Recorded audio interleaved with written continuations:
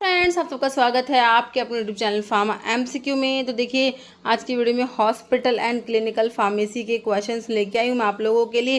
देखिए, hospital and clinical pharmacy को बहुत ही अच्छे तरीके से हम लोग पढ़ने वाले हैं। एमसीक्यू को थ्रू सारा का सारा हॉस्पिटल एंड क्लिनिकल फार्मेसी मैंने एक ही वीडियो में कंपाइल कर दिया है। बहुत ही अच्छा आप लोगों का रिवीजन होने वाला है। ओके, तो इसमें जो है हम लोग हॉस्पिटल एंड क्लिनिकल फार्मेसी के क्वेश्चंस देखेंगे, क्वेश्चंस के थ्रू टॉपिक को रिवाइज करेंगे, है ना। तो ये क्वेश्चंस आपके सभी गवर्नमेंट फार्मासिस्ट एग्जाम के लिए इंपॉर्टेंट रहने वाले हैं।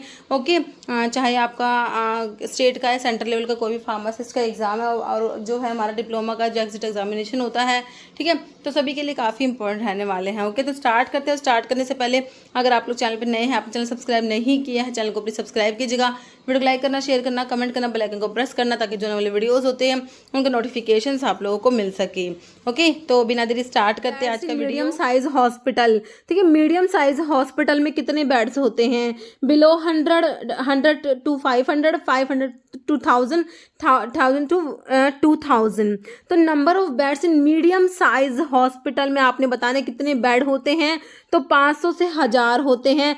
500 टू 1000 आपका आंसर हो जाएगा। मीडियम साइज हॉस्पिटल्स जो होते हैं उनमें कितने बेड होते हैं? 500 टू 1000 आपका ऑप्शन सी हो जाएगा। देखिए, classification of hospital on the basis of size जो हम लोग देखते हैं, साइज के बेसिस पे जो हॉस्पिटल्स को क्लासीफाई किया गया है, तो वेरी स्मॉल हॉस्पिटल्स में लेस देन 100 बेड्स होते हैं, 100 बेड से कम होते हैं। स्मॉल हॉस्पिटल्स में 100 टू 500 बेड्स होते हैं। मीडियम हॉस्पिटल्स में 500 टू 1000 बेड्स होते हैं। लार्ज हॉस्पिटल्स का मतलब है मोर देन 1000 बेड हो जाएगा। ओके, तो आपसे मीडियम साइज हॉस्पिटल्स का पूछा था, तो 500 से 1000 बेड आपका आंसर हो जाना है। ओके, नेक्स्ट क्वेश्चन है functions of the hospital pharmacist. देखिए, हॉस्पिटल फार्मासिस्ट जो है उसका क्या फंक्शन है? डिस्पेंसिंग ऑफ ड्रग डिस्पेंस करेगा। मैनेजमेंट ऑफ स्टोर मैनेज करेगा। पेशेंट काउंसलिंग है ऑल। देखिए, सारे ही फंक्शंस है हॉस्पिटल फार्मासिस्ट के, है ना। ड्रग डिस्पेंस करेगा, management of stores, patient counselling. तो हमारा आंसर क्या हो जाएगा? Option D. नेक्स्ट है ऑब्जेक्टिव ऑफ हॉस्पिटल फार्मेसी। देखिए, हॉस्पिटल फार्मेसी के ऑब्जेक्टिव क्या है ये बताना है।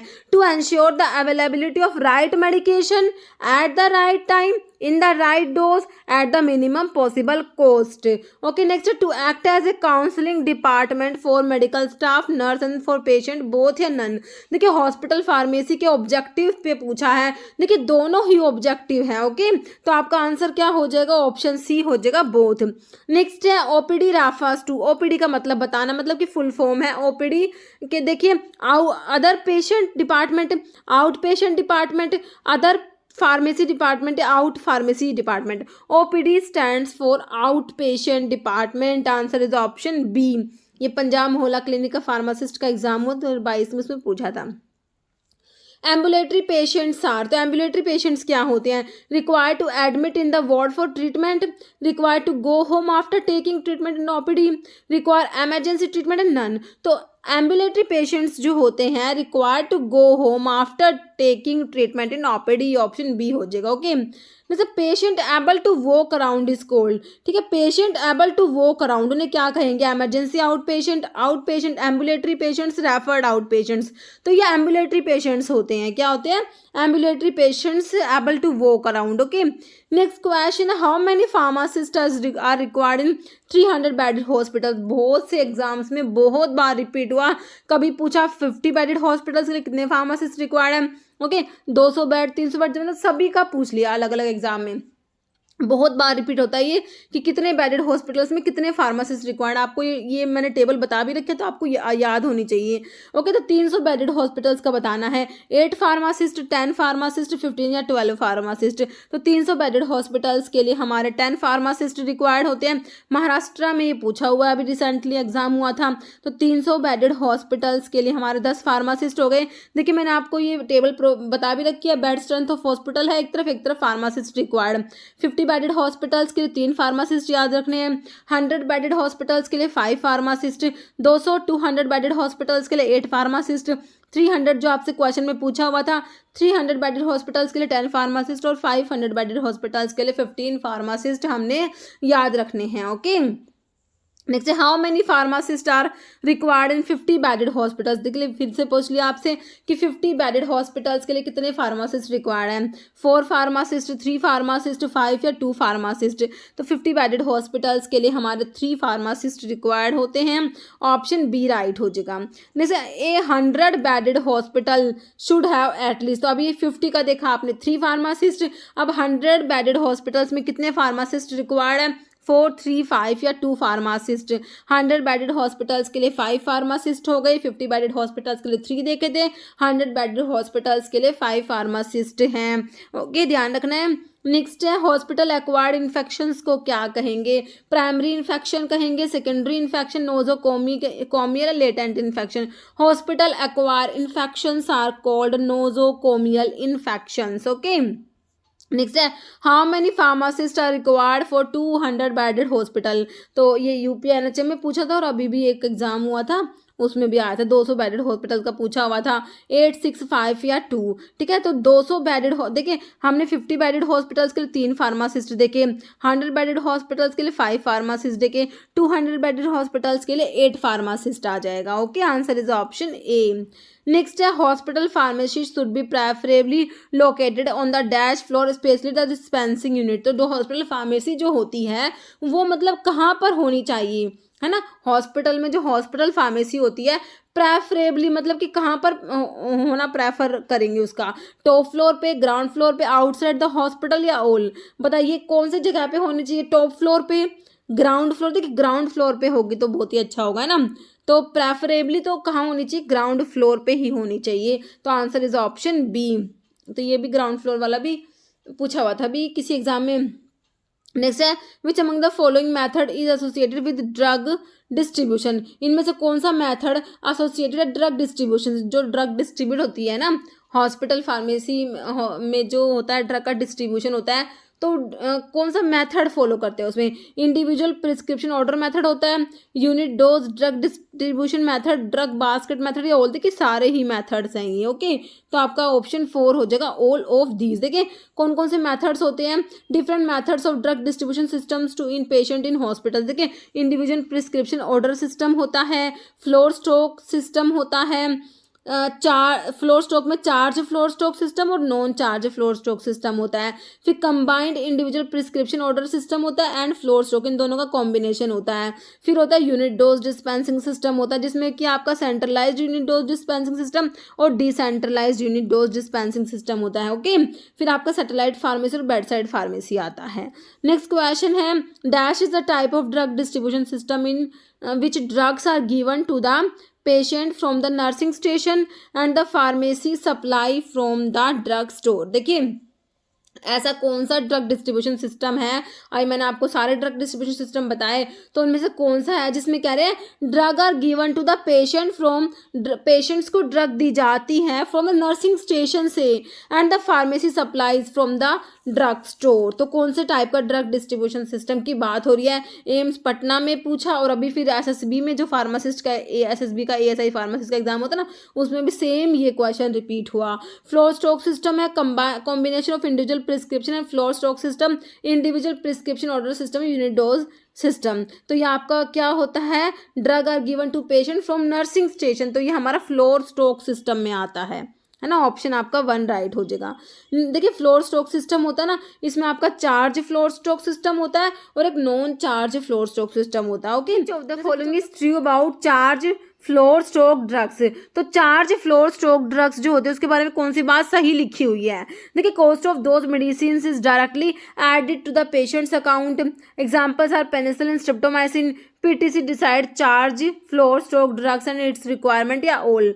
देखिए फ्लोर स्टॉक जो चार्ज फ्लोर स्टॉक ड्रग उसके बारे में देखिए सारी ही बातें सही लिखी हुई है। ओके, देखिए इनकी जो मेडिसिन की कॉस्ट होती है ना चार्ज फ्लोर स्टॉक सिस्टम में जो ड्रग्स आती है उनकी जो कॉस्ट होती है वो डायरेक्टली ऐड जाती है पेशेंट के अकाउंट में। इसके एग्जांपल्स में पेनिसिलिन, स्ट्रेप्टोमाइसिन आते हैं और जो पीटीसी जो होती है फार्मेसी थेरेप्यूटिक कमेटी जो होती है वो डिसाइड करती है चार्ज फ्लोर स्टॉक ड्रग्स और इसकी रिक्वायरमेंट को। ओके, नेक्स्ट है dash medications are stocked on nursing station at all time.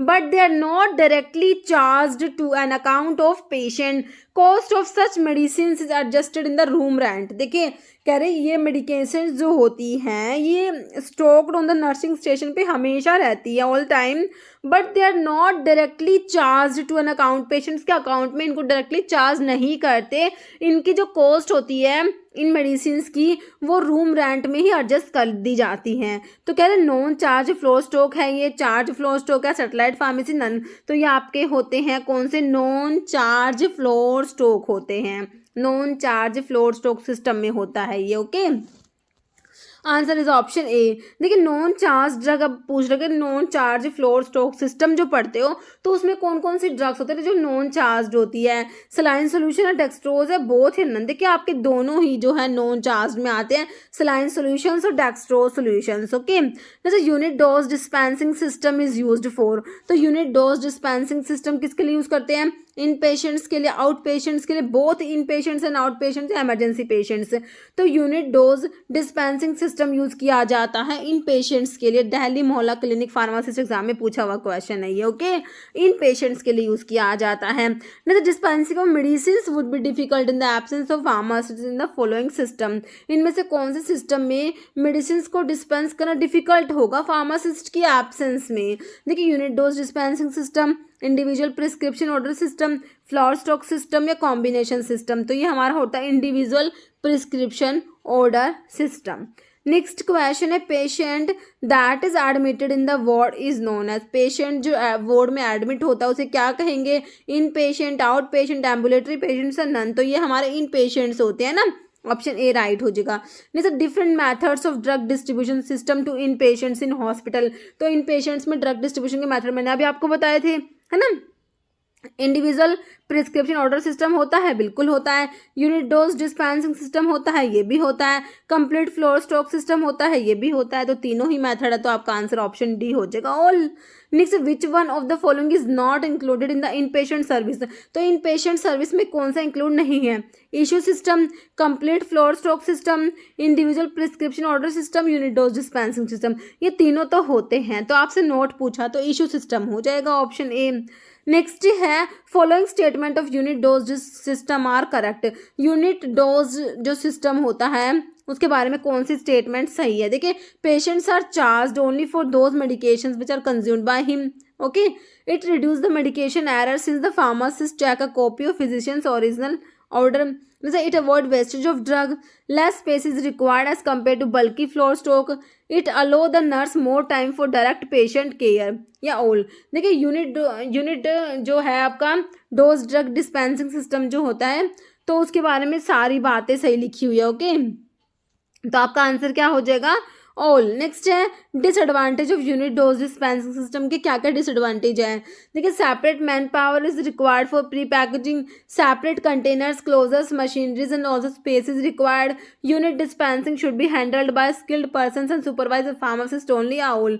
देखिए ये तीनों ही इसके डिसएडवांटेजेस लिखे हुए हैं। ओके तो आपका आंसर हो जाएगा ऑप्शन डी। जो आपका यूनिट डोज डिस्पेंसिंग सिस्टम के क्या क्या डिसएडवांटेजेस है कि सेपरेट मैन पावर रिक्वायर्ड होता है प्री पैकेजिंग के लिए, सेपरेट कंटेनर, क्लोजर्स, मशीनरीज और स्पेस भी रिक्वायर्ड होता है, और जो यूनिट डिस्पेंसिंग होती है should be handled by skilled person and supervised by pharmacist. Okay next question है example for inpatient drug distribution system, तो inpatient drug distribution system में कौन से आते हैं, यूडीडीएस मतलब कि unit dose drug dispensing system, PTC pharmacy and therapeutic committee, DIB drug information bulletin जो होता है, सीएसएसडी जो सेंट्रल स्टेराइल सप्लाई डिपार्टमेंट, मतलब इस टाइप से यही। ओके तो आपका जो है इन पेशेंट ड्रग डिस्ट्रीब्यूशन में तो हमारा यूडीडीएस आ जाएगा, unit dose drug distribution system है ना।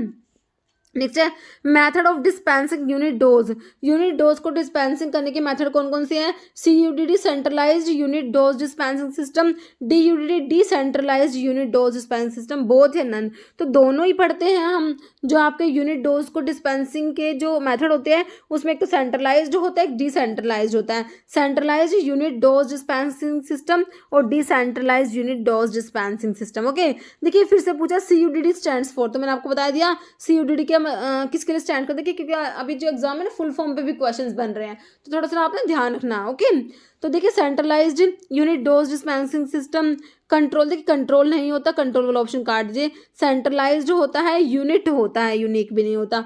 Centralised unit dose dispensing system.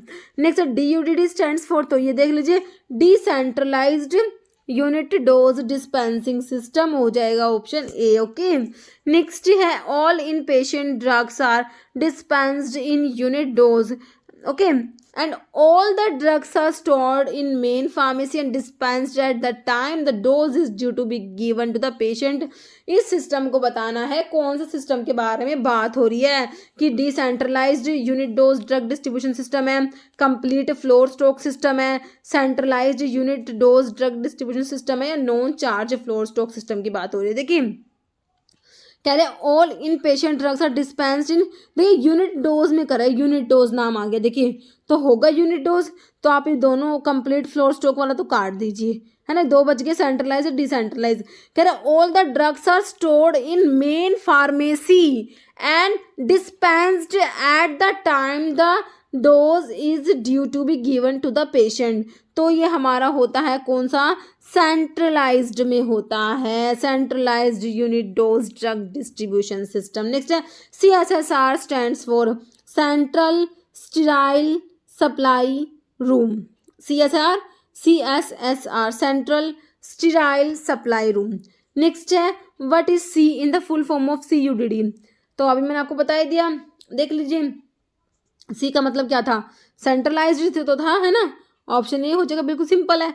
Next है individual prescription order belongs to, individual prescription order system पढ़ा था, किससे बिलोंग करता है, unit dose dispensing system, inpatients, complete floor stock system या outpatient. तो individual prescription order system belong करेगा inpatient से, ऑप्शन बी राइट हो जाएगा। नेक्स्ट है concept of running mini pharmacy in each floor of multi speciality hospitals is known as. Okay, जो multi speciality hospitals होते हैं तो उनमें क्या होता है, मिनी फार्मेसी होती है हर एक फ्लोर पर, है ना। तो concept of running mini pharmacy in each floor of multi speciality hospital, तो इस कंसेप्ट को क्या कहेंगे, इन पेशेंट फार्मेसी या satellite pharmacy, bed side retail pharmacy, तो ये सैटेलाइट फार्मेसी बोला जाता है। Okay, option B. Next satellite pharmacy a mode of drug distribution system under, तो किसके अंडर आता है, charge floor stock system, centralise unit dose dispensing system, decentralise unit dose dispensing system या इंडिविजुअल प्रिस्क्रिप्शन ऑर्डर सिस्टम। तो ये हमारा आता है decentralise unit dose dispensing system में। नेक्स्ट है drug basket method is adopted in the dispensing of control drug, non charge floor stock drug, charge floor stock drug, ambulatory drugs. तो ये आपका होता है non charge floor stock drug. Okay, drug basket method is adopted in the dispensing of non charge floor stock drugs. Next है mobile dispensing method belongs to non charge floor stock system, out patient, in patient, charge floor stock system. तो mobile dispensing method belongs to non charge floor stock system. Next dash is the space required for a hospital pharmacy in a 200 bedded hospital. तो 200 bedded hospitals जो है उसके लिए कितना space required है hospital pharmacy के लिए, 1200 स्क्वायर फीट, 630 स्क्वायर फीट, 205 या 420 स्क्वायर फीट। तो ये 1200 स्क्वायर फीट होता है 200 बेडेड हॉस्पिटल्स के लिए। जो आपकी हॉस्पिटल फार्मेसी होती है उसके लिए कितना स्पेस चाहिए, ऑप्शन 1 हो जाएगा। देखिए pharmacy require minimum of 250 square feet for any size hospital. तो कह रहे हैं कि जो आपके 100 बेडेड हॉस्पिटल्स होते हैं उसमें तो पर बेड आपको 10 स्क्वायर फीट का एरिया चाहिए। तो 200 बेडेड हॉस्पिटल्स में पर बेड 6 स्क्वायर फीट का लिखा हुआ है, तो आपको पर बेड बताया हुआ है 6 स्क्वायर फीट का, तो आपको तो जो है 200 बेडेड के लिए तो आपका कितना हो जाएगा, 1200 स्क्वायर फीट हो जाएगा, है ना। एंड 5 स्क्वायर फीट पर बेड इन लार्जर हॉस्पिटल्स होता है ये। नेक्स्ट है what is the minimum square feet area required पर बेड इन 100 बेडेड हॉस्पिटल्स। तो मैंने अभी आपको बताया 100 बेडेड हॉस्पिटल्स के लिए पर बेड कितना एरिया बताया स्क्वायर फीट में, 10 स्क्वायर फीट एरिया बताया, है ना। ऑप्शन आपका ए राइट हो जाएगा। ओके, तो यही लिखा हुआ है 10 स्क्वायर फीट पर bed in 100 bedded hospitals. Okay, next following dispensary area in square feet is required in 100 bed capacity hospital. तो 100 बेड वाले हॉस्पिटल्स जो हैं उसमें डिस्पेंसरी एरिया जो है वो स्क्वायर फीट में बताना है, 350, 450, 500 या 100, 350, 450, 500 या जो है 100। तो आपका जो है ये हो जाएगा 350 जो होता है स्क्वायर फीट जो होता है डिस्पेंसरी एरिया होता है 100 बेड कैपेसिटी वाले हॉस्पिटल्स में। ओके, तो डिस्पेंसरी एरिया अगर आप लोग देखोगे तो 100 बेडेड हॉस्पिटल्स के लिए 350 स्क्वायर फीट है ये। ओके, और 300 बेडेड के लिए 500 स्क्वायर फीट, 700 बेडेड के लिए 800 स्क्वायर फीट हो जाएगा। ये डिस्पेंसरी एरिया है। ओके, जैसे minimum area required for store room of A 700 bed hospital. तो अभी आपसे डिस्पेंसरी पूछा था, अब स्टोर रूम के लिए पूछा है। तो 1000 square feet, 1600 square feet, 2400, 3600 square feet. तो ये ऑप्शन सी हो जाएगा, 2400 स्क्वायर फीट होता है 700 बेड कैपेसिटी के लिए। 450 स्क्वायर फीट हो जाएगा स्टोर रूम के लिए एरिया, 300 बेडेड के लिए 1000 स्क्वायर फीट और 700 बेडेड के लिए 2400 स्क्वायर फीट जो आपको जो ऑप्शन में दिया था। ओके, जैसे minimum area for a pharmacy in any sized hospital, किसी भी साइज मतलब कि एनी साइज हॉस्पिटल के लिए minimum area for a pharmacy क्या होगा, 250 स्क्वायर फीट, 200 स्क्वायर फीट, 150 या 100। तो ये आपका 250 स्क्वायर फीट हो जाएगा ऑप्शन 1। ओके, नेक्स्ट है hospital pharmacist are not responsible for which of the following. तो हॉस्पिटल फार्मासिस्ट किसके लिए रेस्पॉन्सिबल नहीं है, hospital pharmacist are not responsible to treat patients in OPD. तो आपको नोट बताना है किसके लिए रेस्पॉन्सिबल नहीं है। Hospital pharmacist are responsible to treat patients in OPD, तो ओपीडी में पेशेंट्स को ट्रीट थोड़ा करेंगे, है ना। तो आपका जो ऑप्शन तो 2 ही हो गया। बाकी hospital pharmacist are in charge of their medication stock, monitoring the supply of all medicine used in the hospitals. ठीक है, तो हमारा आंसर ऑप्शन 2 हो गया। नेक्स्ट है physician before giving any medications, कोई भी मेडिकेशन देने से पहले फिजिशियन क्या कंफर्म करता है, check possible drug interaction with existing medications, check possible interaction with OTC medications, person is not hypertensive to medication से ऑल। तो आपका आंसर क्या हो जाएगा, option D all. Next question है successful hospital is based on good manufacturing oriented planning, good design and construction, good administration या all. तो आपका जो है आंसर क्या हो जाएगा, ऑप्शन डी हो जाएगा ऑल। ओके, सक्सेसफुल हॉस्पिटल किस पे बेस्ड होता है, good community oriented planning, good design and construction, good administration. Next, what is the primary objective of hospital pharmaceutical service. का प्राइमरी ऑब्जेक्टिव क्या है, minimizing the cost of medications, ensuring safe effective medication use, maximize hospital revenue या reducing the wastage waiting time for patient. तो ये option जो है 2 हो जाएगा, ensuring safe and effective medication use हो जाएगा। Critical requirement for hospital pharmacist to ensure effective patient care. Okay, कह रहे इनमें से कौन सा है, critical requirement for hospital pharmacist to ensure effective patient care. देखिए, comprehensive knowledge of drug interaction and patient safety. तो जो हॉस्पिटल फार्मासिस्ट है उसे ड्रग इंटरेक्शन की नॉलेज तो होनी ही चाहिए, है ना। फिर कह रहा है एक्सपर्टीज इन फैसिलिटी मेंटेनेंस, तो इससे तो कोई दिक्कत नहीं है। स्ट्रॉन्ग मार्केटिंग स्किल, तो ये हॉस्पिटल फार्मासिस्ट को तो देखिए इसमें हो जाएगा, आपका ड्रग का इंटरेक्शन का नॉलेज होना चाहिए। ओके, बाकी प्रोफिशिएंसी इन मेडिकल बिलिंग। तो आपका आंसर देखिए यही हो जाएगा, क्या ऑप्शन A1 जो है आपका राइट हो जाएगा। ओके, नेक्स्ट है in the context of clinical pharmacy what is the primary goal of pharmacist. का प्राइमरी गोल बताना है, when providing patient counselling and advice for the use of common drug. Common drug है उनके use के बारे में advice देनी है और जो पेशेंट काउंसलिंग प्रोवाइड करनी है ना, तो प्राइमरी गोल बताना है फार्मासिस्ट का। देखिए, प्रमोट करेगा ब्रांड नेम मेडिकेशंस, तो ऐसा नहीं होता। Maximising profit for the pharmacy, ऐसा भी नहीं होता। ensuring patient safety and optimizing drug therapy या reducing the duration of patient interaction, तो duration भी reduce नहीं होगा। तो क्या निकल के आया answer, ensuring patient safety and optimizing drug therapy। okay, next drug required to be purchased for a hospital is prepared by, मतलब कि हॉस्पिटल के लिए जो ड्रग परचेज करनी होती है, तो ये सब कौन डिसाइड करता है कि भाई कितनी क्या ड्रग परचेज करनी है ना। PTC, pharmacy and therapeutic committee, medical superintendent, chief pharmacist या सीएसएस। तो ये हमारा जो पीटीसी होता है, फार्मेसी एंड थेरेप्यूटिक कमिटी जो होती है, ये डिसाइड करती है। ओके, नेक्स्ट है in a hospital retail pharmacy establishment what is the primary purpose of maintaining accurate records and implementing inventory control measures. Okay, तो रिकॉर्ड्स वगैरह जो मेंटेन करते हैं, इन्वेंट्री कंट्रोल, इनके लिए जो इसका प्राइमरी पर्पस क्या है, देखिए streamlining administrative task, maximising profit for the pharmacy, ensuring regulatory compliance and patient safety, या मैक्सिमाइज एम्प्लॉय वर्कलोड। तो आपका आंसर क्या निकल के आ जाएगा, ensuring regulatory compliance and patient safety। Next question, which of the following inventory control technique help in categorizing item based on their importance? Items को उनकी importance के बेस पे कैरेक्टराइज किया हुआ है, कैटेगराइज किया हुआ है, and allocating resources accordingly. ABC analysis, safety stock, minimum stock level, या ईओक्यू इकोनॉमिक ऑर्डर क्वांटिटी, हमारा एबीसी एनालिसिस में होता है। आइटम्स को हम ए आइटम, बी आइटम, सी आइटम ऐसे क्लासिफाई किया हुआ है ना, उनकी इंपॉर्टेंस के बेसिस पर। तो ऑलवेज बेटर कंट्रोल आपका एबीसी एनालिसिस का फुल फॉर्म होता है। नेक्स्ट है a method to improve patient compliance. Patient compliance को इम्प्रूव करने के मेथड बताइए। Patient counselling, proper packaging and labelling, simplification of medication regimen, या ऑल। देखिए सारे ही मेथड है पेशेंट कंप्लायंस को इम्प्रूव करने के, तो ऑप्शन डी हो जाएगा। नेक्स्ट ओटीसी स्टैंड्स फॉर, देखिए बिल्कुल सिंपल क्वेश्चन, और अभी रिसेंटली जो उड़ीसा में फार्मासिस्ट का एग्जाम हुआ था उसमें पूछा गया था क्वेश्चन।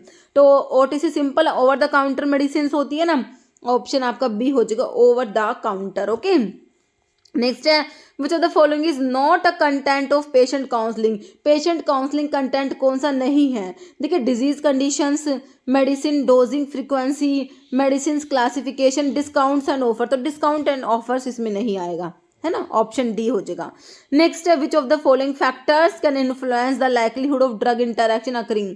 तो ये भी हमारा उड़ीसा में पूछा हुआ है, कौन कौन से फैक्टर्स इन्फ्लुएंस करते हैं ड्रग इंटरैक्शन में। देखिए प्राइस ऑफ ड्रग, ड्रग की प्राइस से ड्रग की इंटरैक्शन का कोई लेना देना है क्या, बिल्कुल नहीं है। Colour of the medication, medication का जो कलर से भी कोई लेना देना नहीं है, ब्रांड नेम से भी कुछ नहीं है। तो एज ऑफ द पेशेंट्स, इससे फर्क पड़ता है ना, ऑप्शन डी हो जाएगा। नेक्स्ट है इन पेशेंट काउंसलिंग में what is teach back technique क्या होता है, method for health care professionals to lecture patients about their conditions, कि पेशेंट्स को लेक्चर दे। A form of physical therapy है, ए रिलैक्सेशन एक्सरसाइज है पेशेंट्स के लिए, ये भी नहीं है। तो टीच बैक टेक्निक पता क्या होती है, a method for patients to repeat back information to confirm understanding. Okay, answer is option D. Next है which term refers to practice of ensuring that patient receive right medication in the right dose via the right route at the right time।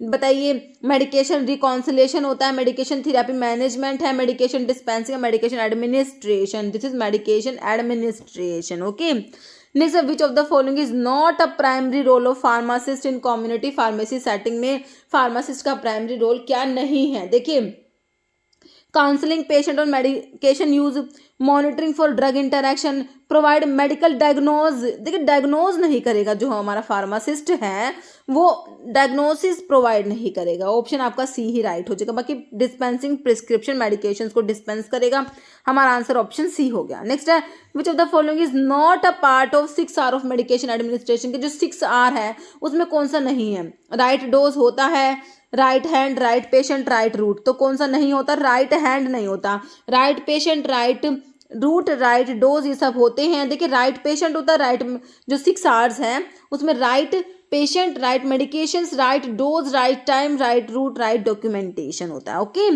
Authorised structured program in hospitals and clinics that analyze and interpret the pattern of drug usage is termed as. Analyze and interpret the pattern of drug usage, देखिए drug product defect reporting program, drug safety process, everyday drug review, या drug utilization review हो जाएगा, ये option D. Okay, next है what is, यह है clandestine arrangement. Clandestine arrangement क्या होता है, देखिए दिल्ली में पूछा हुआ आपका जो है दिल्ली का फार्मासिस्ट का जो एग्जाम होता है ना उसमें पूछा था कि क्लैंडेस्टाइन अरेंजमेंट क्या होता है। देखिए pharmacist should enter into any secret arrangement or contract with a physician or to offer him any commission or advantage for recommending his dispensary or drugs. तो ऐसा नहीं होता है ना। No medical representative should enter into any secret arrangement or contract with a physician to offer him any commission or any advantage by recommending his dispensary. तो medical representative से related नहीं होता, ये फार्मासिस्ट से रिलेटेड होता है। Okay. फिर है no pharmacist should enter into any secret arrangement or contract with physician to offer him any commission or any advantage by recommending his dispensary or drug store. तो ये ही आपका जो है ऑप्शन सी ही right हो जाएगा। फिर बाकी दिया एक मेडिकल रिप्रेजेंटेटिव, तो देखिए मेडिकल रिप्रेजेंटेटिव से रिलेटेड तो है ही नहीं है, तो इस ऑप्शन को तो आप काट दीजिए। तो आपका आंसर क्या हो गया? Option C. नेक्स्ट है pharmacy and therapeutic committee, PTC के बारे में पूछा एक बार, तो इसकी फुल फॉर्म ही पूछी हुई एग्जाम में, तो फुल फॉर्म तो आपको पता होनी ही चाहिए, है ना। तो पीटीसी के बारे में पढ़ेंगे तो फुल फॉर्म तो ऑटोमेटिकली पता होगी, है ना। तो अभी देखिए क्वेश्चन क्या है हमारा, pharmacy and therapeutic committee is composed of, तो इसमें क्या क्या होता है? देखिए एटलीस्ट 3 फिजिशियंस, इन्होंने कहा है कि इसमें 3 फिजिशियंस होते हैं, 2 नर्स होती है और 1 फार्मासिस्ट होता है। फिर कह रहे 3 फार्मासिस्ट होंगे, 2 फिजिशियन होंगे और 1 नर्स रिप्रेजेंटेटिव होगा। फिर कह रहे 3 फिजिशियन, 1 फार्मासिस्ट, 1 नर्स। फिर कह रहे कि 3 फिजिशियन, 3 फार्मासिस्ट, 2 नर्स। देखिए इसमें जो होता है 3 तो फिजिशियन होते हैं, 1 फार्मासिस्ट होता है, 1 नर्स रिप्रेजेंटेटिव होता है। तो क्या ध्यान रखेंगे आप लोग? PTC is composed of 3 physician, 1 pharmacist and 1 क्या होगा? Nurse representative. नेक्स्ट है in case of iron poisoning, अगर आयरन की पॉइजनिंग होगी तो क्या करना है? Sodium thiosulphate can effectively treat systemic iron toxicity. Deferoxamine तो बहुत बार सुना होगा आयरन की पॉइजनिंग में, है ना। Deferoxamine can effectively treat iron toxicity, बिल्कुल सही हो जाएगा। सिस्टमिक आयरन टॉक्सिसिटी को ट्रीट करने के लिए डिफेरियोक्सामिन ही देना है। फिर कह रहे vitamin can effectively treat systemic iron toxicity, या edetate calcium disodium can effectively treat systemic iron toxicity. तो आयरन के लिए आपको पता है आयरन की पॉइजनिंग में हम क्या देते हैं? डिफेरियोक्सामिन, है ना। नेक्स्ट है in case of lead toxicity, lead की टॉक्सिसिटी किसी को होगी है, which one is not recommended, कर कौन सा नहीं देना? Deferoxamine, edetate calcium disodium, D penicillamine, dimercaprol. देखिए ये तीनों दे सकते हैं बट डिफेरियोक्सामिन नहीं देना लैड की टॉक्सिसिटी में। ओके, ऑप्शन ए राइट हो जाएगा। Next, which of the following is considered the heart of the patient counselling session, का हार्ट बताना है। Preparing for the session, opening of the session, counselling content, closing of the session. तो heart जो होता है counselling content होता है। Okay, option 3। Next, which of the following software help to predict pharmacokinetic parameter and adjust the dose of administered drug. तो आपके software जो है प्रोग्राम के बारे में पूछा है, फार्माकोकाइनेटिक पैरामीटर्स को प्रिडिक्ट करने में हेल्प करेगा। मेडिफोर, AMA, नॉनलिन या SPSS। तो ये हमारा होता है नॉनलिन, NONLIN। ऑप्शन आपका 3 राइट हो जाएगा। देखिए फार्माकोकाइनेटिक इन्फॉर्मेशन के लिए हमारा नॉनलिन है और नॉन फार्माकोकाइनेटिक इन्फॉर्मेशन के लिए आपका मेडिफोर होता है, और एक और लिखा हुआ है इसमें PAD, पैड। ओके, तो आपको फार्माकोकाइनेटिक इन्फॉर्मेशन के लिए बताना है। तो देखिए नॉनलिन क्या है? Computer program which can predict pharmacokinetic parameter very easily. This parameters, इसमें फार्माकोकाइनेटिक पैरामीटर में आपके volume of distribution, availability, clearance आ जाएगा। It help in maintaining dosing pattern of various drug like antibiotic and aminoglycosides. Okay, फिर ये हो गया आपका फार्माकोकाइनेटिक इन्फॉर्मेशन के लिए नॉनलिन प्रोग्राम हो गया। फिर नॉन फार्माकोकाइनेटिक इन्फॉर्मेशन का पूछे, जैसे कि आपका पूछ लेंगे ड्रग इंटरैक्शन के लिए, है ना, एडवर्स ड्रग रिएक्शंस और एलर्जिक रिएक्शंस, ये सब आपके नॉन फार्माकोकाइनेटिक इन्फॉर्मेशन में आते हैं। तो इनके लिए कह रहे for such information 2 computer programs available है। एक तो मेडिफोर है, मेडिफोर मतलब कि क्या है? Monitoring and evaluation of drug interaction by a pharmacy oriented reporting. फिर PAD, pharmacy automated drug interaction screening होता है, नॉन फार्माकोकाइनेटिक इन्फॉर्मेशन के लिए है, ये ध्यान रखना है। Okay, which among the following is false regarding alcohol dependence, के बारे में क्या बात गलत है? Alcohol dependence, tolerance is developed, there is no withdrawal syndrome. तो सोचिए इसके बारे में, there is no withdrawal syndrome, there is compulsion to take, body achieve adaptive stage to alcohol. तो कौन सा फॉल्स है? कह रहे कि there is no withdrawal syndrome. देखिए विड्रॉल सिंड्रोम तो होती है ना, तो नो लिखा हुआ, तो इसलिए यही आपका गलत हो गया। जैसे the advice of stool colour में change by the clinical pharmacist associated with the dispensing of which of the following drug. मतलब कि इनमें से कौन सी ड्रग को डिस्पेंस करेगा ना फार्मासिस्ट, तो मतलब उनको ये बताना है कि इससे स्टूल कलर चेंज हो सकता है। तो देखिए मैग्नीशियम कार्बोनेट में होता है, एल्युमिनियम हाइड्रोक्साइड, फेरस सल्फेट या कैल्शियम कार्बोनेट। तो ये आयरन की प्रेपरेशन के साथ में होता है ना, option C ferrous sulphate. Next है patient counselling does not include, patient counselling में क्या इंक्लूड नहीं है? देखिए एडिक्वेट स्टोरेज ऑफ ड्रग, होता है कि ड्रग को भाई कैसे कहाँ पर स्टोर करना है ना। Common side effect of drug, drug के साइड इफेक्ट के बारे में बताना पड़ता है। Use of drug and it's action, drug का क्या यूज है, कैसे क्या काम करेगी। कॉस्ट ऑफ मेडिकेशन इसमें नहीं आता है ना, ऑप्शन डी राइट हो जाएगा। नेक्स्ट है computer program design for maintaining pharmacokinetic information of drug is known as. तो मैंने अभी आपको बताया फार्माकोकाइनेटिक इन्फॉर्मेशन के लिए कंप्यूटर प्रोग्राम बताया है ना, और आपका जो है फार्माकोडायनेमिक इन्फॉर्मेशन के लिए हमने देखा। तो फार्माकोकाइनेटिक के लिए कौन सा बताया, मेडिफोर है, मेडलाइन है, नॉनलिन है या PAD। तो हमारा इसके लिए हमने नॉन लाइन स्टडी किया अभी। फार्माकोकाइनेटिक इन्फॉर्मेशंस के लिए नॉनलिन देखा था, ये हमने अभी देख लिया नॉनलिन। और जो नॉन फार्माकोकाइनेटिक जो इन्फॉर्मेशन है, नॉन फार्माकोकाइनेटिक है ना, तो उसके लिए हमने जो जैसे ड्रग इंटरेक्शन है इन सब के लिए हमने क्या देखा, मेडिफोर एंड PAD। नेक्स्ट है medifor is the computer service offered by drug information system to monitor. तो मेडिफोर जो है कंप्यूटराइज्ड सर्विस होती है offered by drug information system to computer. तो ड्रग अब्यूज का है इसमें TDM, therapeutic drug monitoring, drug interaction या क्यूमुलेटिव टॉक्सिसिटी। तो मैंने अभी आपको देखिए हमने देखा था इसमें जो हमारा है ये ड्रग इंटरैक्शन हो जाएगा। ओके, तो मेडिफोर जो है ये देखिए monitoring and evaluation of drug interaction by pharmacy oriented reporting. Next है what does PTC stands for. तो बिल्कुल सिंपल हमें पता है, फार्मेसी एंड, तो पेशेंट वाला काट दीजिए, फार्मेसी एंड थेरेप्यूटिक ट्रीटमेंट काट दीजिए, और काउंसिल काट दीजिए, pharmacy and therapeutic committee, option 2। Next है what who is the secretary of pharmacy and therapeutic committee.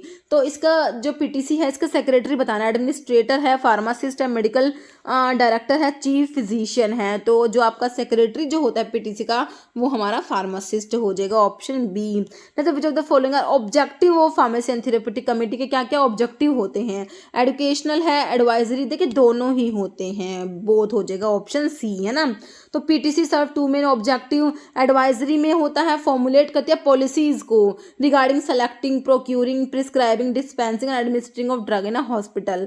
Educational में क्या करती है ये PTC, include training of physicians, nurses, volunteers and pharmacist. Okay, next है chairman of PTC, pharmacy and therapeutic committee का secretary तो आपने बता दिया फार्मासिस्ट होता है। अब बताइए चेयरमैन कौन होता है, फार्मासिस्ट तो होगा नहीं, होता सेक्रेटरी में हमने देख लिया।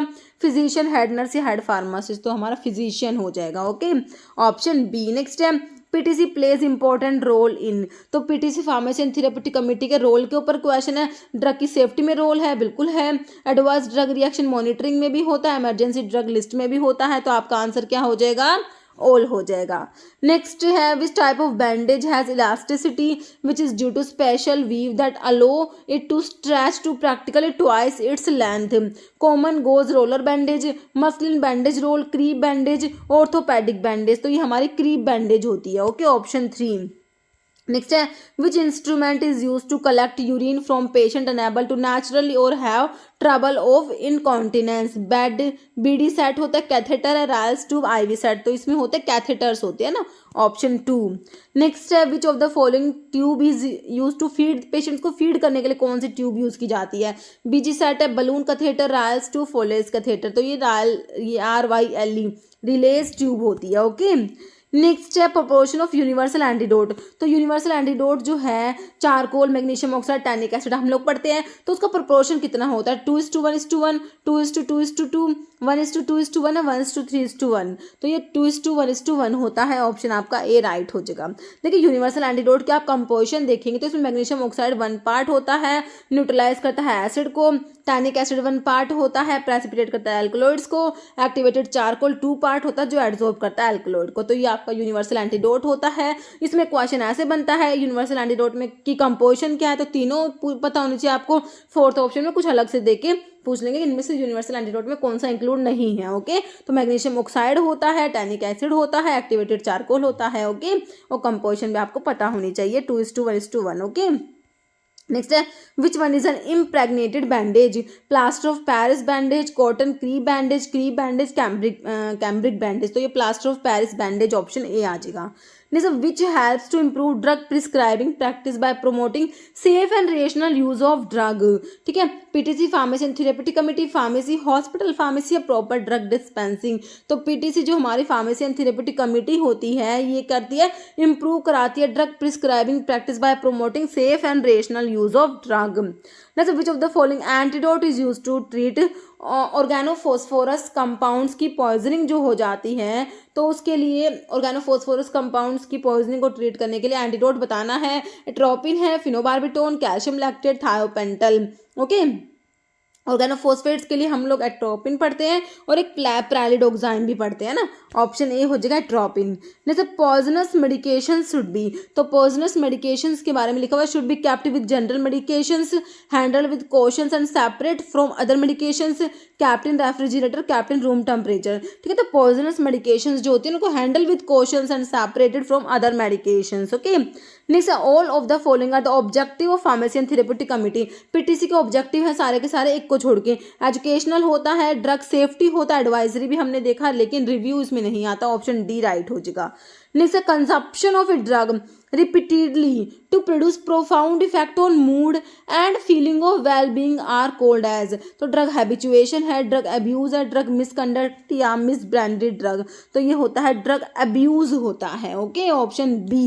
Next characteristics of drug habituation. देखिए ड्रग हैबिचुएशन के कैरेक्टरिस्टिक्स आप लोगों से पूछे हैं कि ड्रग हैबिचुएशन में क्या कैरेक्टरिस्टिक है। देखिए a desire but not a compulsion to continue taking the drug for the sense of well-being, तो कह रहे कि ऐसा होता है क्या ड्रग हैबिचुएशन में कि डिजायर होती है बट नॉट ए कंपल्शन, है ना, to continue taking the drug for the sense of wellbeing. फिर लिटिल और no tendency to increase the dose, presence of psychic dependence but absence of physical dependence and hence of abstinence syndrome या old.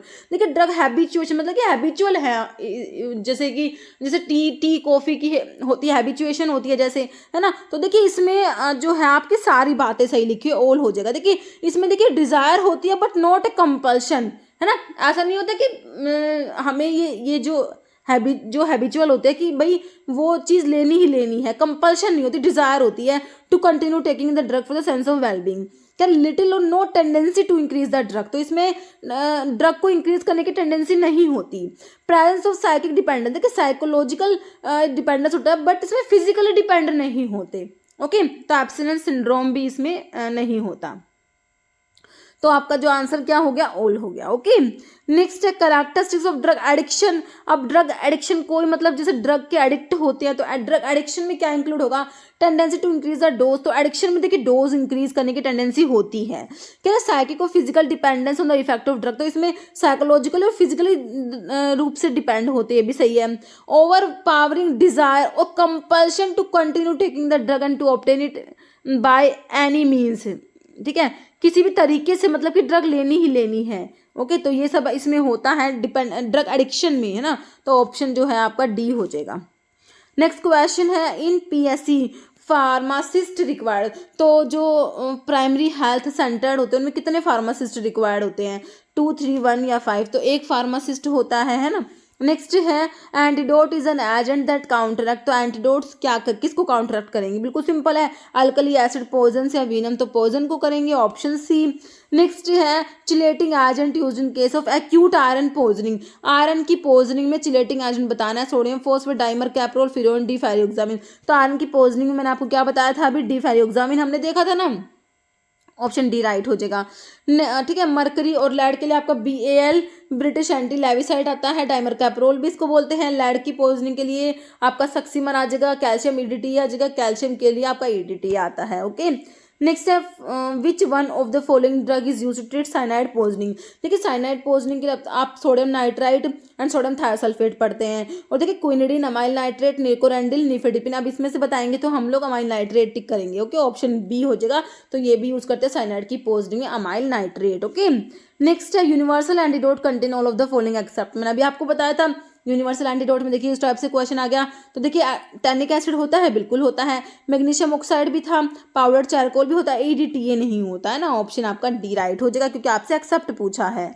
Next है which of the following is physiological antagonist, physiological antagonist बताइए, adrenaline है, मिथाकोलिन है, nicotine है, pilocarpine है, तो आपका physiological antagonist is adrenaline, answer is option A. Next anaphylactic shock drug of choice, anaphylactic shock में ड्रग ऑफ चॉइस आपने बताना है adrenaline IV, morphine sulphate IV, एमिनोफाइलिन IV, furosemide. देखिए एनाफाइलैक्टिक शॉक में ड्रग ऑफ चॉइस हमारा adrenaline होता है। Okay, option A. Next overdose of atropine can be treated with, तो एट्रोपिन जो है हमारा इसकी ओवरडोज हो गई, इसको ट्रीट करने के लिए क्या करेंगे, नियोस्टिग्मिन देंगे, प्रालिडोक्साइम देंगे, फाइसोस्टिग्मिन देंगे, नन, इनमें से कुछ भी नहीं देंगे। तो overdose of atropine can be treated with physostigmine. Okay, answer is option C, physostigmine देंगे। नेक्स्ट है आपका और बेलाडोना की पॉइजनिंग के लिए भी आपका फाइसोस्टिग्मिन ही दिया जाता है। ओके, नेक्स्ट है antidote for curare poison, curare poisoning में एंटीडोट बताइए, atropine and neostigmine, homatropine, hexamethonium. तो क्यूरारे पॉइजनिंग के लिए आपका एंटीडोट हो जाएगा neostigmine. Okay, option B. Next है specific antidote for belladonna poisoning, belladonna की पॉइजनिंग में मैंने आपको क्या बताया, प्रालिडोक्साइम, एट्रोपिन, पिलोकार्पिन या फाइसोस्टिग्मिन। तो बेलाडोना की पॉइजनिंग में हमारा आता है क्या, फाइसोस्टिग्मिन आता है। ऑप्शन आपका डी राइट हो जाएगा। Next drug of choice for mushroom poisoning, mushroom poisoning में ड्रग ऑफ चॉइस बताना है, एड्रेनालिन, कार्बाकोल, एट्रोपिन या नन। तो मशरूम पॉइजनिंग जो होता है इसमें हमारा ड्रग ऑफ चॉइस क्या हो जाएगा, एट्रोपिन हो जाएगा, ऑप्शन सी। नेक्स्ट क्वेश्चन है oral anticoagulant act by antagonizing the action of calcium ion, prothrombin, fibrinogen, vitamin K. तो oral anticoagulant act by antagonizing the action of vitamin K. Okay, next है normal bleeding time बताना है। Okay, 1 to 3 minute, 4 to 10 minute, 30 minute, 60 minutes. Answer is option है 1 to 3 minutes होता है। Symptoms is not specific of drug habituation, जो हमने देखे थे ड्रग हैबिचुएशन के सिम्टम्स, तो कह रहे कौन सा जो है नहीं आता, नोट पूछा है। देखिए tendency to increase the drug dose, तो हैबिचुएशन में ऐसा होता है कि डोज जो होता है इंक्रीज करने की टेंडेंसी होती है। बताइए has desired for drug but no compulsion, कह रहे कि डिजायर होती है बट कंपल्शन नहीं होती। No tendency to increase the drug dose, कोई भी टेंडेंसी ड्रग डोज को इंक्रीज करने की नहीं होती। नन और माइल्ड ड्रग विड्रॉल सिम्टम्स, तो बताइए नोट पूछा है तो ड्रग हैबिचुएशन में क्या नहीं होता, ये tendency to increase the drug dose, dose increase करने की टेंडेंसी नहीं होती। बाकी तीनों बातें सही लिखी हुई हैं। जैसे catgut is made from intestine of domestic cat, wild cat, horse या शिप। तो कैटगट जो होता है इसको वॉलिन गट भी कहते हैं, है ना, और ये किसके इंटेस्टाइन से बनता है, शीप के इंटेस्टाइन से, ऑप्शन डी।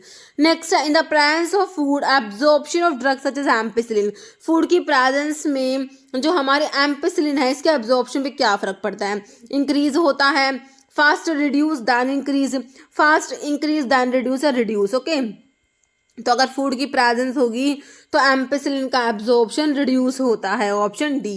नहीं तो haemostatic forceps are also known as, haemostatic forceps को और क्या कहेंगे, artery forceps, swab, holding forceps, Moynihan forceps या ऑर्डिनरी फोर्सेप्स। तो इन्हें आर्टरी फोर्सेप्स भी कहते हैं। Haemostatic forceps are also known as artery forceps. Okay, haemostatic या आर्टरी फोर्सेप्स कह रहे हैं, this are use to prevent blood के फ्लो को प्रिवेंट करने के लिए यूज किया जाता है। जैसे फार्मेसी प्रोफेशनल शुड बी, तो फार्मेसी प्रोफेशनल क्या होना चाहिए, incapable of lateral thinking, not approachable, unavailable या ऑब्जर्वेंट। तो pharmacy professional should be observant, option D. Next है intake of minimum of 4 to 10 drugs at the same time on a regular therapeutic basis is called drug overdose, drug abuse, polypharmacy, drug over use. करें intake of minimum of 4 to 10 drugs at the same time on a regular therapeutic basis, ये हमारा आ जाएगा polypharmacy. Okay, option C. Next है which of the following is an important document of hospital containing collective list of drug, drug information bulletin, hospital register, pharmacopoeia, hospital formulary. तो ये होता है hospital formulary होता है। नेक्स्ट है tetracyclines are not given with milk, देखिए tetracycline को milk के साथ में नहीं देना, क्यों, कि टॉक्सिटी इंक्रीज हो जाती है, गैस्ट्रिक इरिटेशन होता है, एक्टिविटी डिस्ट्रॉय हो जाती है, या इनसॉल्युबल चिलेट्स इज फॉर्म। तो क्या होता है, इनसॉल्युबल चिलेट्स बन जाते हैं, है ना। नेक्स्ट है absorption of griseofulvin dash with dash diet, तो किस टाइप की डाइट के साथ में ग्लिसरोफल्विन के एब्जॉर्प्शन में क्या फर्क पड़ेगा, कह रहे इंक्रीज होगा कार्बोहाइड्रेट की डाइट, अगर कार्बोहाइड्रेट की डाइट होगी तो इंक्रीज होगा फैटी डाइट के साथ में, डिक्रीज होगा फैटी डाइट के साथ में, या नन। तो क्या फर्क पड़ता है, absorption of griseofulvin increase with fatty diet, fatty diet के साथ में लेंगे तो ग्लिसरोफल्विन का एब्जॉर्प्शन इंक्रीज होता है। ओके, देखिए कह रहे हैं absorption of griseofulvin is improved by taking it fats, fats के साथ में लेंगे तो इसका एब्जॉर्प्शन इंप्रूव होगा, and microfining the drug particles, drug particles को माइक्रोफाइन करके भी एब्जॉर्प्शन इंक्रीज किया जाता है। नेक्स्ट है name the committee which looks after rational use of drug in hospital, municipality, WHO, PTC, red cross society. ऐसी committee which looks after rational use of drug in hospitals, ये हमारी PTC होती है ना, pharmacy and therapeutic committee. Next है Burton's line is a clinical sign found in patient with chronic poisoning of mercury, lead, bismuth या arsenic. तो ये lead की पॉइजनिंग में देखने को मिलता है बर्टोन्स लाइन। तो ये क्या होता है बर्टोन्स लाइन, कह रहे हैं Burton's line also known as Burton's line और बर्टोनियन लाइन भी होता है। ये कह रहे clinical sign found in patients with chronic lead poisoning. It is very thin black blue line visible along the margin of the gums at the base of the teeth. Okay, next question है which of the following is used as an antidote for organophosphorus and carbamate pesticides poisoning। तो बताइए वेसामिकोल, नियोस्टिबिन, atropine, sulphate, हेमिकोलिनियम। तो organophosphorus की poisoning में मैंने आपको क्या बताया था, एट्रोपिन बताया था ना, ऑप्शन 3 हो जाएगा एट्रोपिन सल्फेट। नेक्स्ट है warfarin metronidazole drug interaction is due to. देखिए वॉरफेरिन जो होता है हमारा ओरल एंटीकोएगुलेंट होता है, मेट्रोनिडाजोल जो होती है हमारी ड्रग। ओके, तो कह रहे इनका जो इंटरेक्शन है ना तो कैसा है कि ऑल्ट्रेशन इन मोटिलिटी है, ऑल्ट्रेशन इन मेटाबॉलिज्म है, ऑल्ट्रेशन इन एक्सक्रीशन है या displacement from protein binding site होता है। तो किस टाइप का इनका ड्रग इंटरेक्शन होता है हमारी वॉरफेरिन और मेट्रोनिडाजोल में, कह रहे क्या होता है ऑल्ट्रेशन होता है मेटाबॉलिज्म में। ओके, आंसर ऑप्शन बी हो जाएगा। देखिए आपकी जो जैसे मेट्रोनिडाजोल आपको दिया हुआ है, मेट्रोनिडाजोल और भी ड्रग होती है, क्लोरामफेनिकोल हो गया, एरिथ्रोमाइसिन, सिमेटाडीन, एलोपिरिन, ये सारी की सारी क्या कराती है वॉरफेरिन के मेटाबॉलिज्म को इनहिबिट करा देती है। ओके, नेक्स्ट क्वेश्चन है penicillamine is used as an antidote in the poisoning of. Penicillamine जो होता है किसकी पॉइजनिंग में एज एंटीडोट यूज किया जाएगा, आयरन की पॉइजनिंग में, साइनाइड की पॉइजनिंग में, मरकरी में, कॉपर एंड लेड। तो कॉपर के लिए पढ़ते हो तो लेड के लिए भी यूज करते हैं पेनिसिलामिन को। ओके, लेड के लिए सक्सीमर भी यूज होता है और पेनिसिलामिन भी यूज हो जाएगा, कॉपर के लिए आपका पेनिसिलामिन आता ही है। ओके, तो आपका answer is option D. Next है prolong use of silver preparations में lead to a conditions known as euphoria, gangrene, argyria, hydrargyrum. तो ये एर्गारिया होता है, ऑप्शन आपका हो जाएगा सी। ओके, तो which of the following tablet need to be taken empty stomach. खाली पेट कौन सी टैबलेट लेनी होती है, पेंटोप्राजोल, एस्प्रिन, डिक्लोफिनेक्स, सिट्रिजिन। तो हम लोग पीपीआईज जो होते हैं प्रोटॉन पंप इनहिबिटर होते हैं तो वो लेते हैं एम्प्टी स्टमक में, आंसर इज ऑप्शन ए। तो पेंटोप्राजोल हमारा पीपीआई होता है, प्रोटॉन पंप इनहिबिटर तो प्राजोल वाले, है ना। नेक्स्ट है isoniazid phenytoin interaction resulting in phenytoin toxicity. ठीक है, आइसोनियाजिड और फेनेटोइन की जो इंटरेक्शन है इससे क्या होता है फेनेटोइन की टॉक्सिटी हो जाती है एज ए रिजल्ट ऑफ। तो दिल्ली में पूछा हुआ क्वेश्चन है 2021 में। Okay, interaction associated with distribution, interaction associated with absorption, interaction associated with metabolism या interaction associated with excretion.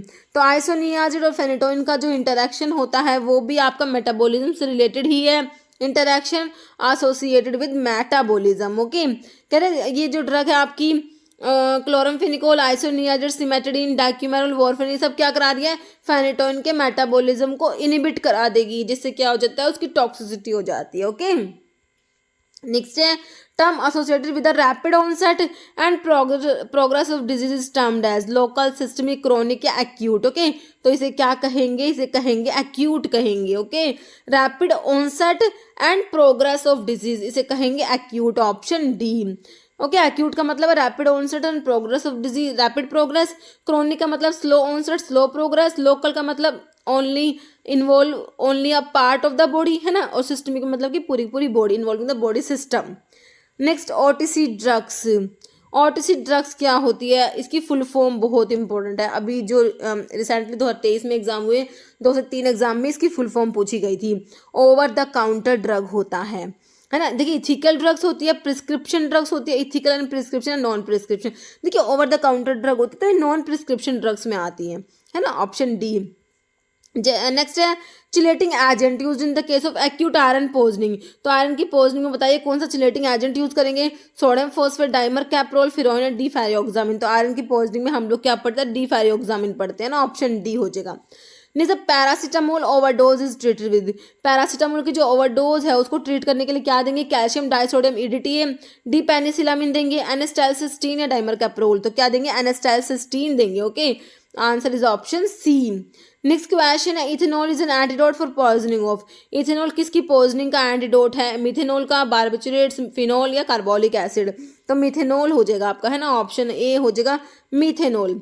Next PSC stands for, तो पीएससी सिंपल आपका प्राइमरी हेल्थ सेंटर हो जाएगा, तो ऑप्शन देख लीजिए, आपको ऑप्शन 4 में दिया ना, primary health centre.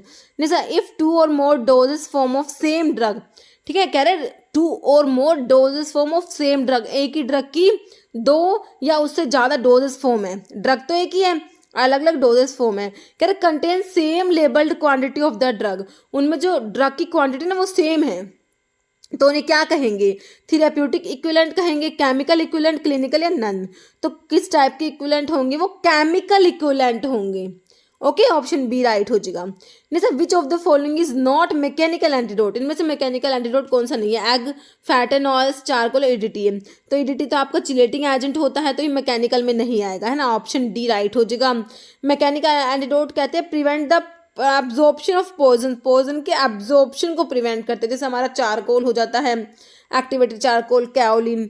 Next advice given to the patient taking diazepam, कोई पेशेंट्स अगर डायजेपाम ले रहा है तो उसको क्या एडवाइस, फार्मासिस्ट जो है उसको क्या एडवाइस देगा, यूरिन कलर में चेंज, ड्रग में कोज ड्राउजीनेस, कॉन्स्टिपेशन में occur, do not take on empty stomach, तो क्या उसको एडवाइस देनी चाहिए, तो ये क्या हो जाएगा, ड्राउजीनेस कोज करा सकती है। ओके, तो answer is option B, drug में कोज ड्राउजीनेस। ओके, नेक्स्ट देखिए, और देखिए एडवाइस कौन कौन सी ड्रग्स में कौन कौन सी एडवाइस दी जाती है, थोड़ा सा देख लीजिए। देखिए डायजेपाम किसी पेशेंट्स को दे रहे हैं तो क्या एडवाइस करेंगे कि ड्रग में cause drowsiness, don't drive a vehicle and do not work with dangerous machinery. अगर सैलिसिलेट्स किसी पेशेंट्स को दे रहे हैं तो क्या एडवाइस देंगे, do not take an empty stomach, खाली पेट इनको नहीं लेना। एल्यूमिनियम हाइड्रोक्साइड अगर किसी पेशेंट्स को दे रहे हैं तो क्या कहेंगे, क्या एडवाइस देंगे, कॉन्स्टिपेशन में अकर। फिनाजोपायरिडीन अगर देंगे तो यूरिन कलर चेंज हो सकता है। फेरस सल्फेट में हमने देखा था स्टूल कलर में चेंज। मेट्रोनिडाजोल अगर किसी पेशेंट्स को दे रहे हैं तो उनका क्या क्या कहेंगे, यूज ऑफ अल्कोहल आएगा, ये alcohol to be avoided. Okay, alcohol जो मेट्रोनिडाजोल अगर किसी पेशेंट्स को दे रहे हैं तो अल्कोहल के साथ में डाइसल्फिराम रिएक्शन हो जाता है ना, तो use of alcohol to be avoided आएगा। च्यूएबल टैबलेट्स जो होती है, च्यूएबल एंटासिड टैबलेट्स में डू नॉट स्वैलो, उनको च्यू करना है, स्वैलो नहीं करना, ये सब एडवाइस देनी होती है इस टाइप की जो भी ड्रग्स देते हैं जब। ओके, जैसे minimum area required to run a drug store, एक ड्रग स्टोर को रन करने के लिए मिनिमम एरिया रिक्वायर्ड बताना है, 10 square metre, 15 square, 16 square metre, 20 square metre, तो minimum area required to run a drug store is 10 square metre. Okay, next benzodiazepine antagonist कौन सा है, डायजेपाम, तो डायजेपाम तो खुद ही एक बेंजोडायजेपिन में आता है। फ्लूमाजिनिल, इमिप्रामिन, सिलेजिलिन, तो आपका फ्लूमाजिनिल जो होता है this is benzodiazepine antagonist. Okay, next question है information source about drug information centre में इंक्लूड, तो इंफॉर्मेशन सोर्सेज जो होते हैं अबाउट ड्रग इंफॉर्मेशन सेंटर उसमें क्या क्या होता है, मेडिकल जर्नल्स आते हैं, online computer information source, reference book या ओल, देखिए सारे ही इंफॉर्मेशन सोर्स में आ जाएंगे, तो आपका आंसर ऑप्शन डी हो जाएगा। Next antidotes are used in, तो एंटीडोट्स किस में यूज करोगे, पॉइजनिंग में, कफ में, वॉमिटिंग, एसिडिटी, तो आपके पॉइजनिंग के केस में यूज किए जाते हैं, option A. Next drug that are obtained if prescribe are known as, ऐसी ड्रग जिनको मतलब कि प्रिस्क्राइब करके ही, प्रिस्क्रिप्शन से ही ऑब्टेन होते हैं, उन्हें क्या कहेंगे, ऑटिसिड ड्रग, तो वो तो आपकी नॉन प्रिस्क्रिप्शन ड्रग होती है। फिजिशियन सैंपल, प्रिस्क्रिप्शन ड्रग्स या प्लेसिबो, तो ये हमारी जो प्रिस्क्रिप्शन से ऑब्टेन होते हैं तो वो क्या होते हैं, प्रिस्क्रिप्शन ड्रग ही हो जाएंगी, है ना। नेक्स्ट है tendency to increase the dose of drug when continuously used, जब ड्रग को कंटिन्यूसली यूज कर रहे हैं तो मतलब कि उसकी डोज को इंक्रीज करने की टेंडेंसी जो होती है ना उसे क्या कहेंगे, डिपेंडेंस कहेंगे, रेसिस्टेंस कहेंगे, डिसेंसिटाइजेशन, टॉलरेंस, तो आपका उसको कहेंगे टॉलरेंस कहेंगे। ओके, ऑप्शन डी हो जाएगा, tendency to increase the dose of drug when continuously used is, तो इसे क्या कहेंगे, टॉलरेंस कहेंगे। नेक्स्ट क्वेश्चन है noxious and unintended effect of drug occurring in normal dose are known as adverse drug reaction, drug abuse, toxic reaction, therapeutic use, तो देखिए noxious and unintended effect of drug occurring in normal dose, तो ये आपका होता है adverse drug reaction. Okay, next question है, large volume parenterals are administered by intravenous, intrathecal, subcutaneous या intramuscular. तो इंट्रावीनस आ जाएगा ऑप्शन ए। नेक्स्ट है, which of the following can be used for counteraction of poisoning cause by organophosphorus compound. तो organophosphorus की poisoning हमने देख भी ली थी, है ना, एट्रोपिन देखा था और प्रेलिडोक्साइम भी आता है। ऑप्शन में क्या दिया, नलोक्सोन दिया है, पैथेडिन दिया है, प्रेलिडोक्साइम दे दिया है ना, ऑप्शन 3 राइट हो जाएगा, बाकी चारकोल दिया है। Answer is option 3। नेक्स्ट है, first aid treatment of the snake bite poisoning include. ठीक है, जो अगर स्नेक ने बाइट कर दिया तो ठीक है, तो उसमें फर्स्ट एड ट्रीटमेंट में क्या दिया जाएगा, application of firm pressure over the bitten area, immobilization of limb to minimise the spread of venom, both या नन। देखिए दोनों बातें सही लिखी हो। अगर स्नेक बाइटिंग हो जाती है तो कह रहे हैं application of firm pressure over the bitten area, जहाँ पर बाइट करिए वहाँ उसके ऊपर क्या है, फर्म प्रेशर अप्लाई करना है। और कह रहे हैं इमोबिलाइजेशन ऑफ लिम्ब, ठीक है, to minimise the spread of venom. दोनों सही है, ऑप्शन 3 हो जाएगा, both A and B. Which of the following condition is not associated with ischaemic heart disease. तो इनमें से कौन सी कंडीशंस हैं which is not associated with ischaemic heart disease, angina pectoris, atherosclerosis, myocardial infection, congestive heart failure. तो इसका हो जाएगा आपका congestive heart failure. Okay, option 4। Next, during viral infection dash count में इंक्रीज। तो वायरल अगर इन्फेक्शन होता है तो किसका काउंट इंक्रीज हो जाएगा, न्यूट्रोफिल्स, बेसोफिल्स, आरबीसीज या लिम्फोसाइट्स। तो आपके लिम्फोसाइट्स का जो काउंट होता है वो इंक्रीज हो जाएगा वायरल इन्फेक्शन के दौरान। जैसे following drug is used in atropine poisoning.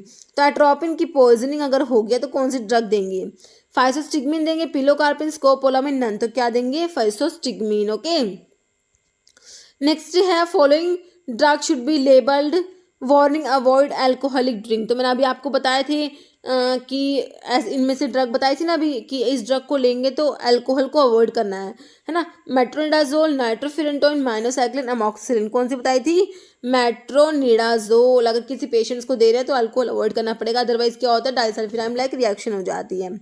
Next question है, overdose of paracetamol cause. Paracetamol के ओवरडोज से क्या होगा, डिलीरियम होगा, कंप्लीट एवी ब्लॉक होगा, ब्लीडिंग होगा, हिपैटिक नेक्रोसिस। क्या हो जाता है, हिपैटिक नेक्रोसिस हो जाता है, ऑप्शन डी। नेक्स्ट क्वेश्चन है, BAL is used against which metal poisoning. BAL होता है ब्रिटिश एंटी लेविसाइड। क्या होता है, ब्रिटिश एंटी लेविसाइड होता है। ओके, तो कह रहे किसकी मेटल की पॉइजनिंग में दिया जाएगा, BAL या ब्रिटिश एंटी लेविसाइड। इसको डाइमरकैप्रोल भी कह देते हैं ना, डाइमरकैप्रोल। तो किसकी पॉइजनिंग में देते हैं, कॉपर, मरकरी, साइनाइड या आयरन। तो हम मरकरी में देंगे ना, ऑप्शन बी। ओके, नेक्स्ट है, टू स्ट्रक्चरल डिफरेंट ड्रग, मतलब कि दो ड्रग है वो स्ट्रक्चरल डिफरेंट है, प्रोवाइड करती है same clinical response under same experimental conditions are said to be. तो ये ड्रग क्या है, स्ट्रक्चरली डिफरेंट है but same clinical response provide करिए under same experimental condition. Chemically equivalent कहेंगे, biologically equivalent, therapeutically equivalent, clinically. तो ये आपकी होगी थेरेप्यूटिकली इक्विवेलेंट होंगी। ओके, ऑप्शन 3 राइट हो जाएगा। Next, one of the following which one of the following is use to grasp heavy tissue, बैबकॉप, Kochhar, forester या dissector. तो ये आपका होता है कोचर होता है, जो हैवी टिश्यू को जो है ग्रास्प करने के लिए यूज किया जाता है। Okay, option B. नेक्स्ट है, medications which can be obtained only by prescription. जो ड्रग सिर्फ प्रिस्क्रिप्शन से ऑब्टेन होते हैं उन्हें क्या कहेंगे, OTC drug, oral drug, legend drug. तो अभी हमने देखा प्रिस्क्रिप्शन ड्रग कहते हैं उनको। तो देखिए उनको इसमें दिया लीजेंट ड्रग, ऑप्शन सी हो जाएगा, लीजेंट ड्रग भी कहेंगे। कह रहे लीजेंट ड्रग को ही प्रिस्क्रिप्शन ड्रग बोल देते हैं। This is drug medication that has been approved by US FDA, US food and drug administration. They can only be distributed to patient with prescription from a licensed medical practitioner. Okay, next, which of the following is antidote of morphine. Morphine का antidote बताना है, codeine है, पैथेडिन, डायस्टाइल morphine या नलोक्सिन। तो नलोक्सिन हो जाएगा ना, option आपका जो है डी राइट हो जाएगा। नेक्स्ट क्वेश्चन है, ट्रीटमेंट ऑफ मिथेनॉल पॉइजनिंग में इंक्लूड। तो मिथेनॉल पॉइजनिंग की ट्रीटमेंट में क्या देंगे, टेट्रासाइक्लिन देंगे, डिक्लोफिनैक देंगे, पैरासीटामोल या इथेनॉल। तो क्या देंगे, इथेनॉल देंगे ना, ऑप्शन आपका डी राइट हो जाएगा। जैसे following can be use to antagonise the action of heparin in case of overdose. Heparin की ओवरडोज होगी तो क्या देंगे, मतलब कि हिपैरिन का एंटीडोट आपसे पूछा है, heparin sulphate, dextran sulphate, protamine sulphate या एंक्रोट। तो प्रोटामिन सल्फेट होता है हिपैरिन का एंटीडोट जो होता है, ओके, हिपैरिन का प्रोटामिन सल्फेट। और अगर आपसे पूछे वॉरफेरिन का एंटीडोट कौन सा, तो विटामिन के होता है, ओके। नेक्स्ट क्वेश्चन है opium poisoning is overcome bye. तो ओपियम की पॉइजनिंग को ओवरकम करने के लिए प्राइडोक्साइन देंगे, डिजॉक्सिन देंगे, नलोक्सोन देंगे, फेसोस्टिग्मिन। क्या देंगे, नलोक्सोन देंगे, ऑप्शन सी। नेक्स्ट है which of the following is correctly match. देखिए आपको एक तरफ तो एंटीडोट दिए हैं, एक तरफ दिए हैं कंपाउंड्स जिनकी पॉइजनिंग में ये एंटीडोट यूज किए जाते हैं, ओके। देखिए डाइमरकैप्रोल दिया है आयरन की पॉइजनिंग में, तो आयरन की पॉइजनिंग में हम लोग डिफेरियोक्सामिन पढ़ते हैं, तो करेक्टली मैच नहीं है। कैल्शियम डाइसोडियम EDTA आपको आर्सेनिक के लिए दिया है। कह रहे पेनिसिलामिन दिया कॉपर के लिए, कॉपर की पॉइजनिंग में पेनिसिलामिन बिल्कुल सही दिया हुआ है, ओके। बाकी डिफेरियोक्सामिन लेड के लिए नहीं है, ये हमारा आयरन के लिए है। कैल्शियम डाइसोडियम EDTA आर्सेनिक के लिए नहीं है, तो करेक्टली मैच कौन सा, ऑप्शन सी है, ओके। नेक्स्ट तो इसका क्या हो गया, ऑप्शन सी हो। Appropriate meaning of diaphoresis. तो डायफोरासिस का मीनिंग क्या होता है, देखिए स्वेटिंग है, लॉस ऑफ एपेटाइट है, लॉस ऑफ मेमोरी या फीवर। तो डायफोरासिस का मीनिंग होता है स्वेटिंग होता है, ओके। देखिए ये जो टर्मिनोलॉजी होती है ना, बहुत इंपॉर्टेंट होती है ना। तो लॉस ऑफ मेमोरी क्या है, लॉस ऑफ एपेटाइट क्या है, तो ये हमारी टर्मिनो कि भाई सोडियम का लेवल लो हो जाएगा, पोटाशियम का लेवल लो हो जाता है, तो हाई होगा तो क्या होगा। तो इस टाइप के ना बेसिक क्वेश्चन भी हमारे एग्जाम में आते हैं, ठीक है। तो आपने सारे ही प्रिपेयर करने हैं, ओके। बाकी मैं इसका भी एक अलग से सेपरेट वीडियो ले आऊंगी आप लोगों के लिए। Next, which of the following is not the manual method for artificial respiration. Drinker's method, Schafer's method, Eve rocking method या सिल्वेस्टर मेथड। तो आंसर हो जाएगा ऑप्शन है ड्रिंकर्स मेथड हो जाएगा, ओके। नेक्स्ट है which of the following drug is use in the treatment of copper poisoning. Copper की poisoning में कौन सी ड्रग देंगे, डिस्फेरियोक्सामिन हम देंगे या फिर BAL ब्रिटिश एंटी लेविसाइड देंगे, पेनिसिलामिन देंगे, DDT देंगे। तो कॉपर की पॉइजनिंग के लिए हमारा कॉपर चिलेटिंग एजेंट आप लोग पढ़ते हो, पेनिसिलामिन पढ़ते हो ना, answer is option 3। Next advice chew do not swallow is given to a patient for the use of tablet containing. तो कौन सी टैबलेट है जिनको पेशेंट को एडवाइस देनी है, जब वो टैबलेट प्रिस्क्राइब करेंगे कि च्यू डू नॉट स्वेलो, उनको च्यू करना है, स्वेलो नहीं करना। तो मैंने आपको बताया था कौन कौन सी ड्रग के लिए क्या क्या एडवाइस है, तो बताइए। Salicylates, antacids, anti diabetic, tetracycline. तो आपकी जो एंटासिड्स की टैबलेट्स होती है उनको पेशेंट्स को देंगे तो उनको क्या एडवाइस देनी है, chew do not swallow, okay, कि इनको च्यू करना है, स्वेलो नहीं करना। नेक्स्ट है हमारा which type of drug information resource do indexes and abstracting service come under. तो आपका ड्रग इंफॉर्मेशन रिसोर्स जो है उसमें कह रहे इंडेक्स जो होते हैं और एब्स्ट्रैक्टिंग सर्विसेज ये किस में आते हैं, प्राइमरी सोर्स में, सेकेंडरी, टर्शियरी या क्वार्टनरी सोर्स में। तो ये हमारे सेकेंडरी सोर्स में आते हैं, ऑप्शन 2 राइट हो जाएगा। जैसे Medline is a drug information resource. तो मेडलाइन हमने पढ़ा था ड्रग इंफॉर्मेशन रिसोर्स, तो ये किस में आएगा, प्राइमरी, सेकेंडरी, टर्शियरी या प्राइमरी लिटरेचर। तो ये हमारा होता है सेकेंडरी रिसोर्सेज में आ जाएगा, ऑप्शन आपका बी राइट हो जाएगा। जैसे automatic stop order is used for. तो ऑटोमेटिक स्टॉप ऑर्डर किसके लिए यूज करेंगे, OTC ड्रग के लिए, डेंजरस ड्रग के लिए, ऑर्फन ड्रग्स के लिए, काउंटरफीट ड्रग के लिए। तो ऑटोमेटिक स्टॉप ऑर्डर ये यूज करेंगे किसके लिए, डेंजरस ड्रग्स के लिए, ओके, ऑप्शन बी राइट हो जाएगा। नेक्स्ट है एब्जॉर्बेबल सूचर कौन सा है, नायलॉन सूचर 2/0, फिर दिया हुआ सिल्क सूचर, ब्रेडेड कॉटन या फिर कैटगट क्रोमिक। तो एब्जॉर्बेबल जो होता है हमारा कैटगट पढ़ते हैं हम लोग, ऑप्शन डी हो जाएगा, कैटगट क्रोमिक 2/0। नेक्स्ट है tuberculin syringe is available in. तो 1 ml, 2 ml, 3 ml, 5 ml। तो ये ऑप्शन ए हो जाएगा 1 ml। Next which one is used for aspiration of stomach content. Stomach content के एस्पिरेशन के लिए क्या यूज करेंगे, endotracheal tube, release tubes, metal catheter या रबर कैथेटर। तो क्या यूज करेंगे, ऑप्शन बी हो जाएगा, रिलेज ट्यूब यूज की जाती है।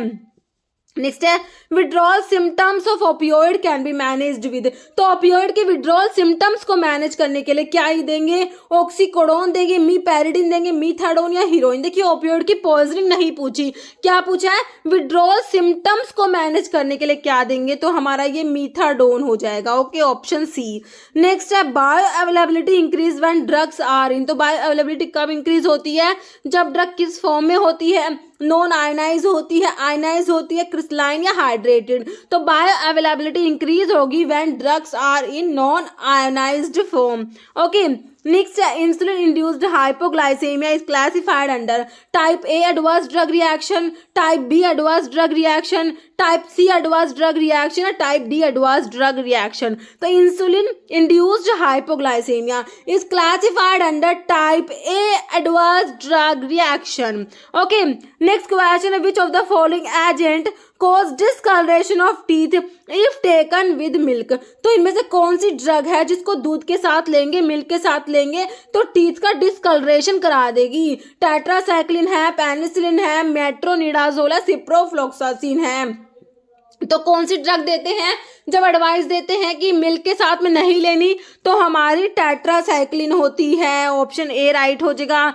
Next, antidote used for organophosphate poisoning. बहुत ज्यादा रिपीटेड क्वेश्चन, ऑर्गेनोफॉस्फेट की पॉइजनिंग में कौन सा एंटीडोट देंगे? नियोस्टिग्मिन, एट्रोपिन, मैग्नीशियम सल्फेट और डी पेनिसिलामिन। तो एट्रोपिन देते हैं, answer is option B. Next है, paracetamol is not given to patients who are suffering from. Paracetamol ऐसे पेशेंट्स को नहीं देंगे जो सफर कर रहे हैं किससे? लीवर डिजीज और डिसऑर्डर, किडनी डिजीज और disorder, lung disorder, gastro intestinal disorder. तो पैरासीटामोल हम पढ़ते हैं हिपैटिक नेक्रोसिस करा देती है। तो जिसको लीवर डिजीज है या फिर डिसऑर्डर तो उनको जो है पैरासीटामोल नहीं दी जाएगी। ओके, ऑप्शन ए राइट हो जाएगा। Next, normal value of हिमाटोक्रिट। तो हिमाटोक्रिट की नॉर्मल वैल्यू देखिए 20%, 60%, 40 to 54% है, 10 to 30%। तो ये होता है 40 to 54%। Answer is option 3। Next, coadministration of probenecid and penicillin result in. Probenecid, अगर प्रोबेनासिड जो होता है उसको पेनिसिलिन के साथ में अगर साथ में देते हैं, को administration of probenecid and penicillin, तो इससे क्या होता है रिजल्ट इन? देखिए इनके क्या इंटरेक्शन है ये बताना है। प्रोबेनासिड इंक्रीज कराता है एक्सक्रीशन ऑफ पेनिसिलिन, प्रोबेनासिड डिक्रीज कराएगा excretion of penicillin, penicillin increase कराएगा एक्सक्रीशन ऑफ प्रोबेनासिड या पेनिसिलिन डिक्रीज कराएगा? देखिए पेनिसिलिन डिक्रीज नहीं कराता, प्रोबेनासिड जो होता है वो डिक्रीज कराता है पेनिसिलिन के एक्सक्रीशन को। पेनिसिलिन का जो एक्सक्रीशन होता है उसको प्रोबेनासिड कम कराता है, ध्यान रखना है, ऑप्शन बी राइट हो जाएगा। नेक्स्ट है, रिलेस ट्यूब इज यूज्ड टू। तो अभी हमने रिलेस ट्यूब के बारे में पढ़ा था, किसके लिए यूज करते हैं? फॉर फीडिंग के लिए, to remove poison from the stomach, to do gastric lavage, washing with कैमिनोफोर या ओल्ड। देखिए इन सभी के लिए रिलेस ट्यूब यूज की जाएंगी। Answer is option D. Okay, next question है, forcep use to hold the appendix. Appendix को होल्ड करने के लिए कौन से फोर्सेप्स यूज किए जाएंगे? लैनेस टिश्यू फोर्सेप है, बैबकॉक टिश्यू फोर्सेप है, एलिस टिश्यू फोर्सेप है या नन? इनमें से कोई भी नहीं। तो आपके जो है बैबकॉक टिश्यू फोर्सेप यूज किए जाएंगे, option B. Next question, antidote used in copper poisoning. तो फिर से कॉपर पॉइजनिंग का पूछ लिया है ना, डी फेरियोक्सामिन है, डी पेनिसिलामिन, एट्रोपिन है, BAL British anti lewisite. Okay, तो BAL तो आप मरकरी की पॉइजनिंग में पढ़ते हो है ना, मरकरी के लिए हमारा BL ब्रिटिश एंटी लेविसाइट या डाइमरकैप्रोल भी बोलते हैं। एट्रोपिन हमने देखा ऑर्गेनोफॉस्फेट्स की पॉइजनिंग में, डी पेनिसिलामिन हमारा कॉपर के लिए हो जाएगा, ऑप्शन बी राइट हो जाएगा। डी फेरियोक्सामिन हम लोग आयरन के लिए पढ़ते हैं है ना, answer is option B. Next, which one of the following compound is used for treatment of cyanide poisoning. देखिए साइनाइड पॉइजनिंग का भी बहुत, देखिए ये जो एंटीडोट है ये बहुत बार एग्जाम में आता है, मैंने एंटीडोट का वीडियो भी बनाया हुआ है और इसका सेपरेट MCQ का वीडियो भी अपलोड है, ठीक है, तो आप लोग सर्च कर लेना फार्मा MCQ डाल के, तो आपको ये मिल जाएगा। ओके, तो साइनाइड पॉइजनिंग के लिए आपका बताना है कौन सा क्या है कंपाउंड यूज करते हैं ट्रीटमेंट के लिए साइनाइड पॉइजनिंग की। Sodium nitrate, nitrite, sodium bisulphate या sodium metabisulphate. Sodium nitrite and sodium thiosulphate use होता है, ध्यान रखना है कौन कौन सा। सोडियम नाइट्राइट है, देखिए कंफ्यूज करने के लिए बिल्कुल माइनर सा डिफरेंस दिया हुआ है, नाइट्रेट नाइट्राइट है ना। तो अगर हमने थोड़ा सा भी रिविजन नहीं करा, बिल्कुल सुपरफिशियली जरा जरा सा पढ़ा है तो हम पक्का कंफ्यूज होंगे है ना, तो इसलिए रिविजन बहुत इंपॉर्टेंट होता है। तो sodium nitrite and sodium thiosulphate याद रखना है। ओके, नेक्स्ट है, which drug interaction in the following is example of pharmacodynamic interaction. अब जो इंटरैक्शन होती है हमारी ड्रग इंटरैक्शन जो है ना, वो फार्माकोकाइनेटिक भी होती है, फार्माकोडायनामिक होती है। काइनेटिक होगी ADME से रिलेटेड होगी, absorption, distribution, metabolism and excretion से रिलेटेड जो इंटरैक्शन होगी वो फार्माकोकाइनेटिक में आ जाएगी। डायनामिक में क्या आएगी? जैसे रिसेप्टर से रिलेटेड इंटरैक्शन हो गई है ना, देखिए वॉरफेन सिप्रोफ्लॉक्सासिन दिया है, फेनेटोइन कोट्राइमोक्साजोल दिया है, टेट्रासाइक्लिन सुक्रालफेट दिया है, क्लोनिडिन क्लोरप्रोमाजिन। तो फार्माकोडायनामिक में पता कौन सा आ जाएगा ऑप्शन फॉर क्लोनिडिन और क्लोरप्रोमाजिन का जो इंटरेक्शन होता है ना वो फार्माकोडायनामिक होता है। देखिए आपकी जो इनका इंटरेक्शन क्या है, आपकी जो क्लोरप्रोमाजिन होती है और इसमें टीसीएस भी आपके जो यही काम करते हैं, जो ट्राइसाइक्लिक एंटी डिप्रेसेंट्स होते हैं, और जो क्लोरप्रोमाजिन क्या कराती है, abolish the anti hypertensive action of clonidine by blocking alpha receptors on which clonidine active. Clonidine जाके जहां पर काम करती है, अपना एक्शन शो करती है, जिन रिसेप्टर से कंबाइन होती है अल्फा रिसेप्टर से, तो उनको ब्लॉक करा देते हैं क्लोरप्रोमाजिन। ओके, तो ये आपकी इंटरेक्शन कैसी है, फार्माकोडायनामिक इंटरेक्शन है। ओके, नेक्स्ट है drug which is given by oral route से, ये कौन सी ड्रग देंगे, देखिए पेनिसिलिन, इंसुलिन, जेंटामाइसिन। जेंटामाइसिन तो हमारी एमिनोग्लाइकोसाइड्स है ना, या ओरली अब्जॉर्ब ही नहीं होती है ना, बाकी इंसुलिन भी नहीं दिया जाता। तो आपको देखिए ऑप्शन में पैरासीटामोल दिख रहा है जो हमारी ओरली दी जाती है बिल्कुल। नेक्स्ट है hospital formulary consist of list of hospital staff, list of equipment, list of doctors and none. तो इसमें जो है list of hospital staff option A हो जाएगा। ठीक है, ये एग्जाम में आया हुआ क्वेश्चन था, उसमें इसका आंसर ये ऑप्शन ए ही था। एच इन HEPA, हैपा में एच, तो हैपा की फुल फॉर्म आपको पता है high efficiency particulate air filter होता है ना, HEPA, तो हाई होता है एच का मतलब, बिल्कुल सिंपल है ऑप्शन 1। नेक्स्ट है metallic sutures are made up of stainless steel, silver, both या मैग्नीशियम। तो आपके जो मेटालिक सूचर्स होते हैं ना, both of the above, stainless steel और सिल्वर दोनों के ही बने होते हैं। Which of the following is an absorbable type of suture material. तो एब्जॉर्बेबल में कौन सा आता है, ब्रोकाफिल दिया है, हॉर्स हेयर दिया है, सिल्क दिया है, लिनेन दिया है। तो एब्जॉर्बेबल में कौन सा आ जाएगा आपका, ब्रोकाफिल आ जाएगा। ओके, ऑप्शन 1 आ जाएगा राइट। तो एब्जॉर्बेबल सूचर्स में हमारा कैटगट, कंगारू टेंडन्स, ब्रोकाफिल आता है। नॉन एब्जॉर्बेबल सूचर्स में सिल्क आता है, लिनेन आता है, कॉटन आता है, सिंथेटिक थ्रेड आता है, horse hair, the metal and loss और सिल्कवॉर्म गट, सारे नॉन एब्जॉर्बेबल सूचर्स होते हैं। नहीं एब्जॉर्बेबल सूचर्स फिर से आपसे पूछ ले कौन सा है, नायलॉन है, डर्मल सिल्क है, फेशियल आटा है ना। तो ये सिल्क तो हमारे हमने देखे नॉन एब्जॉर्बेबल में है, तो एब्जॉर्बेबल में हमारा फेशियल आटा आ जाएगा ऑप्शन 4। नेक्स्ट है minimum number of PTC meeting which should be held yearly, 2, 4, 6 या 8। आंसर इज ऑप्शन सी हो जाएगा 6। नेक्स्ट है standard test for catgut involving measurement by means of dial reading micrometer is known as the test 4। Okay, तो ये catgut के लिए जो test है उसके बारे में पूछा हुआ है। तो ये कौन सा टेस्ट, टेंसाइल स्ट्रेंथ है, स्टर्लिटी है, गोज है, कंटामिनेंट्स है। तो कौन सा टेस्ट दे रखा है, ये गोज टेस्ट दे रखा है, ऑप्शन आपका 3 राइट हो जाएगा। ओके, और जो टेंसाइल स्ट्रेंथ होता है उसमें होता है, उस टेस्ट में क्या होता है, this is done by means of machine in which load necessary to rupture the gut is measured, the test being performed on straight and knotted samples. ठीक है, तो इसके लिए आपका टेंसाइल स्ट्रेंथ वाला टेस्ट होता है, उसके बारे में बता रखा है। और कैटगट हमारा एब्जॉर्बेबल सूचर्स में आता है, कैटगट को वॉलिन गट भी कहते हैं, और इसको शिप के इंटेस्टाइन से प्रिपेयर करते हैं। सारे क्वेश्चन एग्जाम में आए हुए हैं कि किसके इंटेस्टाइन से प्रिपेयर होता है, शिप का। Catgut is also known as violin gut, catgut जो है एब्जॉर्बेबल सूचर्स में आता है। जैसे what is the source of Cargile membrane suture, Cargile membrane suture का जो है सोर्स बताना है, शीप है, ओक्स है, सिल्कवॉर्म है, या आपका हॉर्स है। तो क्या होता है, कार्गाइल मेम्ब्रेन सूचर का जो आपका सोर्स है ओक्स हो जाएगा। देखिए Cargile membrane was sterile membrane made from the peritoneum of the ox and was the first commercially available adhesion barrier. जैसा all of the following are example of non absorbable sutures except, सारे non absorbable है, सिर्फ एक को छोड़ के, मतलब कि एक आपको एब्जॉर्बेबल दे रखा होगा। देखिए नायलॉन है, सिल्क है, कैटगट है, मेटालिक सूचर। तो हमने देखा आपका कैटगट एब्जॉर्बेबल में आता है, तो नॉन एब्जॉर्बेबल में तो आएगा ही नहीं। Answer is option 3। नेक्स्ट है avoid cheese, chocolate, red meat in patients who are under therapy. देखिए चीज, चॉकलेट्स, रेड मीट मतलब कि उन पेशेंट्स को नहीं देना जिनको क्या दे रहे हो, बेंजोडाइजेपिन्स वाले पेशेंट्स को नहीं देना, फिनोथायाजिन, माओ इनिबिटर, प्रेडनिसोलोन। तो बताइए, देखिए माओ इनिबिटर जब किसी पेशेंट्स को देते हैं तो उनमें जो है ये टायरामिन कंटेनिंग फूड होते हैं, चीज, चॉकलेट, रेड मीट, है ना। तो ये सब नहीं देने होते, क्या हो जाता है, हाइपरटेंसिव क्राइसिस हो जाता है। ओके, तो अगर किसी पेशेंट्स को माओ इनहिबिटर देते हैं तो उनको टायरामिन कंटेनिंग फूड को अवॉइड करना होता है, या फिर ठीक है ध्यान रखना आपको, तो माओ इनहिबिटर से आपका आंसर हो जाएगा। और तो इससे होता क्या, हाइपरटेंसिव क्राइसिस हो जाती है। नेक्स्ट है ओटीसी स्टैंड्स फॉर, बिल्कुल सिंपल क्वेश्चन है, फिर भी एग्जाम में आता है, ओवर द काउंटर, याद रखना है, ऑप्शन ए राइट हो जाएगा।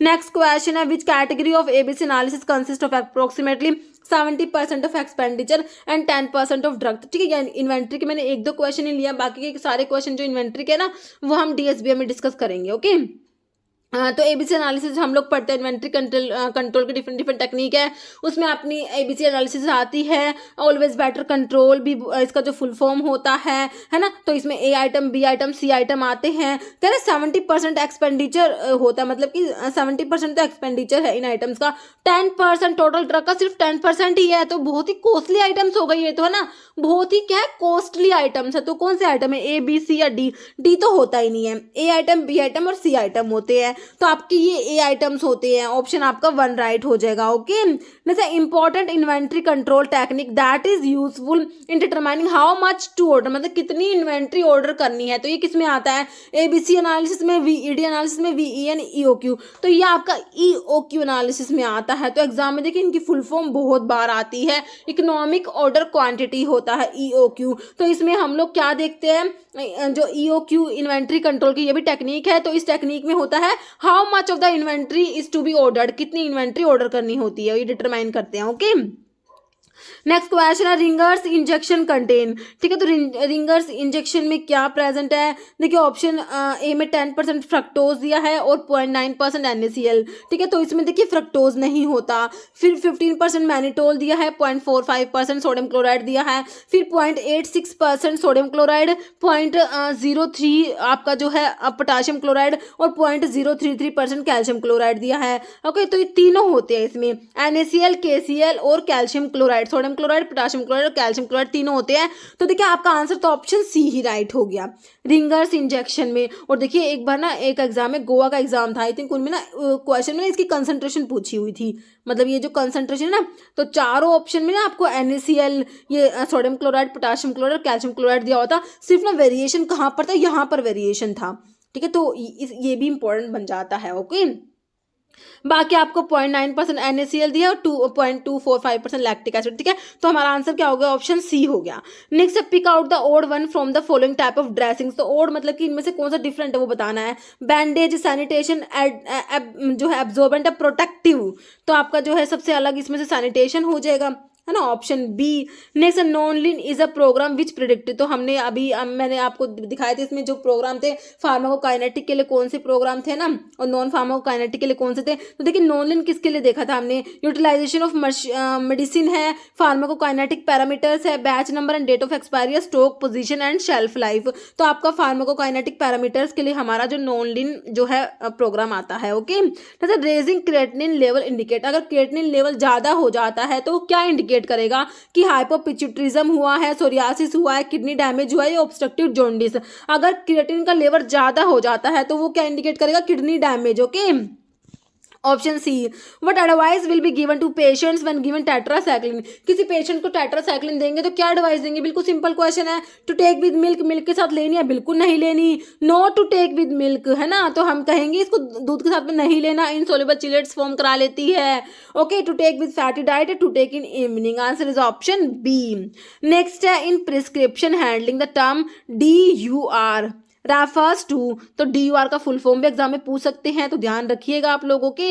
DUR क्या है, drug utilization review, which is important for, किसके लिए इंपॉर्टेंट है, determining the cost effectiveness of a prescription, calculating the pharmacies inventory requirement, assessing the patients eligibility for medication assistant program, identify potential drug interaction, Contra indications and other clinical issue. Okay, तो जो आपका है ये DUR drug utilization review है, तो इसका हो जाएगा आंसर ऑप्शन डी हो जाएगा। क्या आइडेंटिफाई करता है, potential drug interaction, Contra indications and other clinical issues. Next है, concept of antibiotic stewardship primarily aims to, तो एंटीबायोटिक स्टीवॉर्डशिप का कंसेप्ट जो है इसमें क्या है, देखिए, promote the rapid development of new antibiotic, phase out the use of antibiotic in medicine, encourage the use of antibiotic as a preventive measure या optimize the use of antibiotic to combat resistance. Okay, तो antibiotic जो stewardship में क्या आता है, optimize the use of antibiotic to combat resistance. Next, in medication therapy management the term polypharmacy is particularly important as it refers to polypharmacy का मतलब आपको पता ही है ना, 4 या 4 से ज़्यादा, मतलब कि 4 to 10 ड्रग्स एक साथ ले रहे हैं। मतलब पेशेंट जो ओल्ड एज की, बड़ी एज की पेशेंट्स होते हैं, उनको अलग अलग प्रॉब्लम्स होती है ना, तो अगर उनको अलग अलग डिजीज़ है तो उसके अलग अलग टैबलेट्स भी, ज़्यादा दवाइयाँ देंगे, ठीक है। तो कह रहे इससे इसको बोलते हैं पॉलीफार्मेसी। देखिए कह रहे a marketing strategy for pharmaceutical company, pharmacy's ability to source multiple drugs, use of single medication for multiple disease. तो ऐसा तो नहीं होता ना। बाकी देखिए practice of using multiple medication, ठीक है, मल्टीपल मेडिकेशंस यूज कर रहे हैं by a patient potential leading to adverse effect. तो बिल्कुल सही बात है ना, अलग अलग दवाई ले रहे हैं तो कोई ड्रग किसी के साथ इंटरेक्ट करेगी, है ना। तो ये आपका है using multiple medications by a patient potentially leading to adverse effect. Okay, next है ओटीसी ड्रग्स आर। तो ओटीसी का फुल फॉर्म तो देख ही लिया, ओवर द काउंटर। कह रहे they do not require prescription. तो बिल्कुल सही बात है, OTC drug over the counter drug होती है, इनको कोई प्रिस्क्रिप्शन की रिक्वायरमेंट नहीं होती, ठीक है। Sold against the prescription of registered medical practitioner, नहीं ऐसा नहीं है, वो तो आपकी प्रिस्क्रिप्शन ड्रग हो जाएंगी। Required to be used under medical supervision, तो ऐसा भी नहीं होता। आपका आंसर ओल का मतलब ही नहीं है, answer is option A, they do not require prescription. जैसे nasogastric tube used for entering feed is called Stevens tube, Ryles tube, Foley's tube, none. तो ये आपकी रिलेस ट्यूब होती है ना, ऑप्शन बी। जैसे sickle cell anaemia can be suspected in case of dash in erythrocyte sedimentation rate. ये full form देख लेना, ESR की इरिथ्रोसाइट सेडिमेंटेशन रेट होती है। कह रहे सिकल सेल एनीमिया में क्या होगा, आपका ESR जो है वो इंक्रीज होगा, डिक्रीज होगा, या फिर इंक्रीज एंड डिक्रीज दोनों होगा, या नन। तो सिकल सेल एनीमिया जब होता है आपका ESR जो है कम हो जाएगा। अगर ESR कम है तो वो क्या इंडिकेट करेगा कि आपको जो है सिकल सेल एनीमिया है। ओके, तो कह रहे हैं sickle cell anaemia can be suspected in case of decrease in erythrocyte sedimentation rate. Okay, तो आपका डिक्रीज होगा, इसमें ये सी नहीं होगा, ये सी तो गलत लिखा हुआ है, बी आंसर होगा। देखिए इंक्रीज होगा अगर ESR, तो आपका कब होता है, MI मायोकार्डियल इन्फार्क्शन में, रूमेटॉइड अर्थराइटिस में, RA मतलब rheumatoid arthritis, rheumatic fever, TB, tuberculosis, renal disease, cancer, pneumonia, menstruation, इन सब में जो है आपका ESR ज़्यादा होगा। कम कब होगा, सिकल सेल एनीमिया, पॉलीसाइथीमिया वीरा के केस में जो है आपका ESR ज़्यादा मतलब कि कम होगा, ध्यान रखना है। ओके, नेक्स्ट है which one of the following is a major barrier in patient counselling. Patient counselling में मेजर बैरियर बताइए। लैंग्वेज है, जेंडर है, इंफ्रास्ट्रक्चर है, प्रिस्क्रिप्शन है। तो मेजर बैरियर जो है पेशेंट काउंसलिंग में क्या होगा, देखिए लैंग्वेज, जेंडर, इंफ्रास्ट्रक्चर, प्रिस्क्रिप्शन। देखिए आपका लैंग्वेज हो जाएगा, है ना। तो हमारा आंसर क्या हो जाएगा, ऑप्शन ए राइट हो जाएगा। अभी हमेशा की तरह एक क्वेश्चन का आंसर जो है आप लोग कमेंट बॉक्स में देने वाले हैं। देखिए OTC stands for over the counter, over the cost, over the centre, none of these. Okay, तो इसका आंसर आप लोगों ने कमेंट बॉक्स में देना है। तो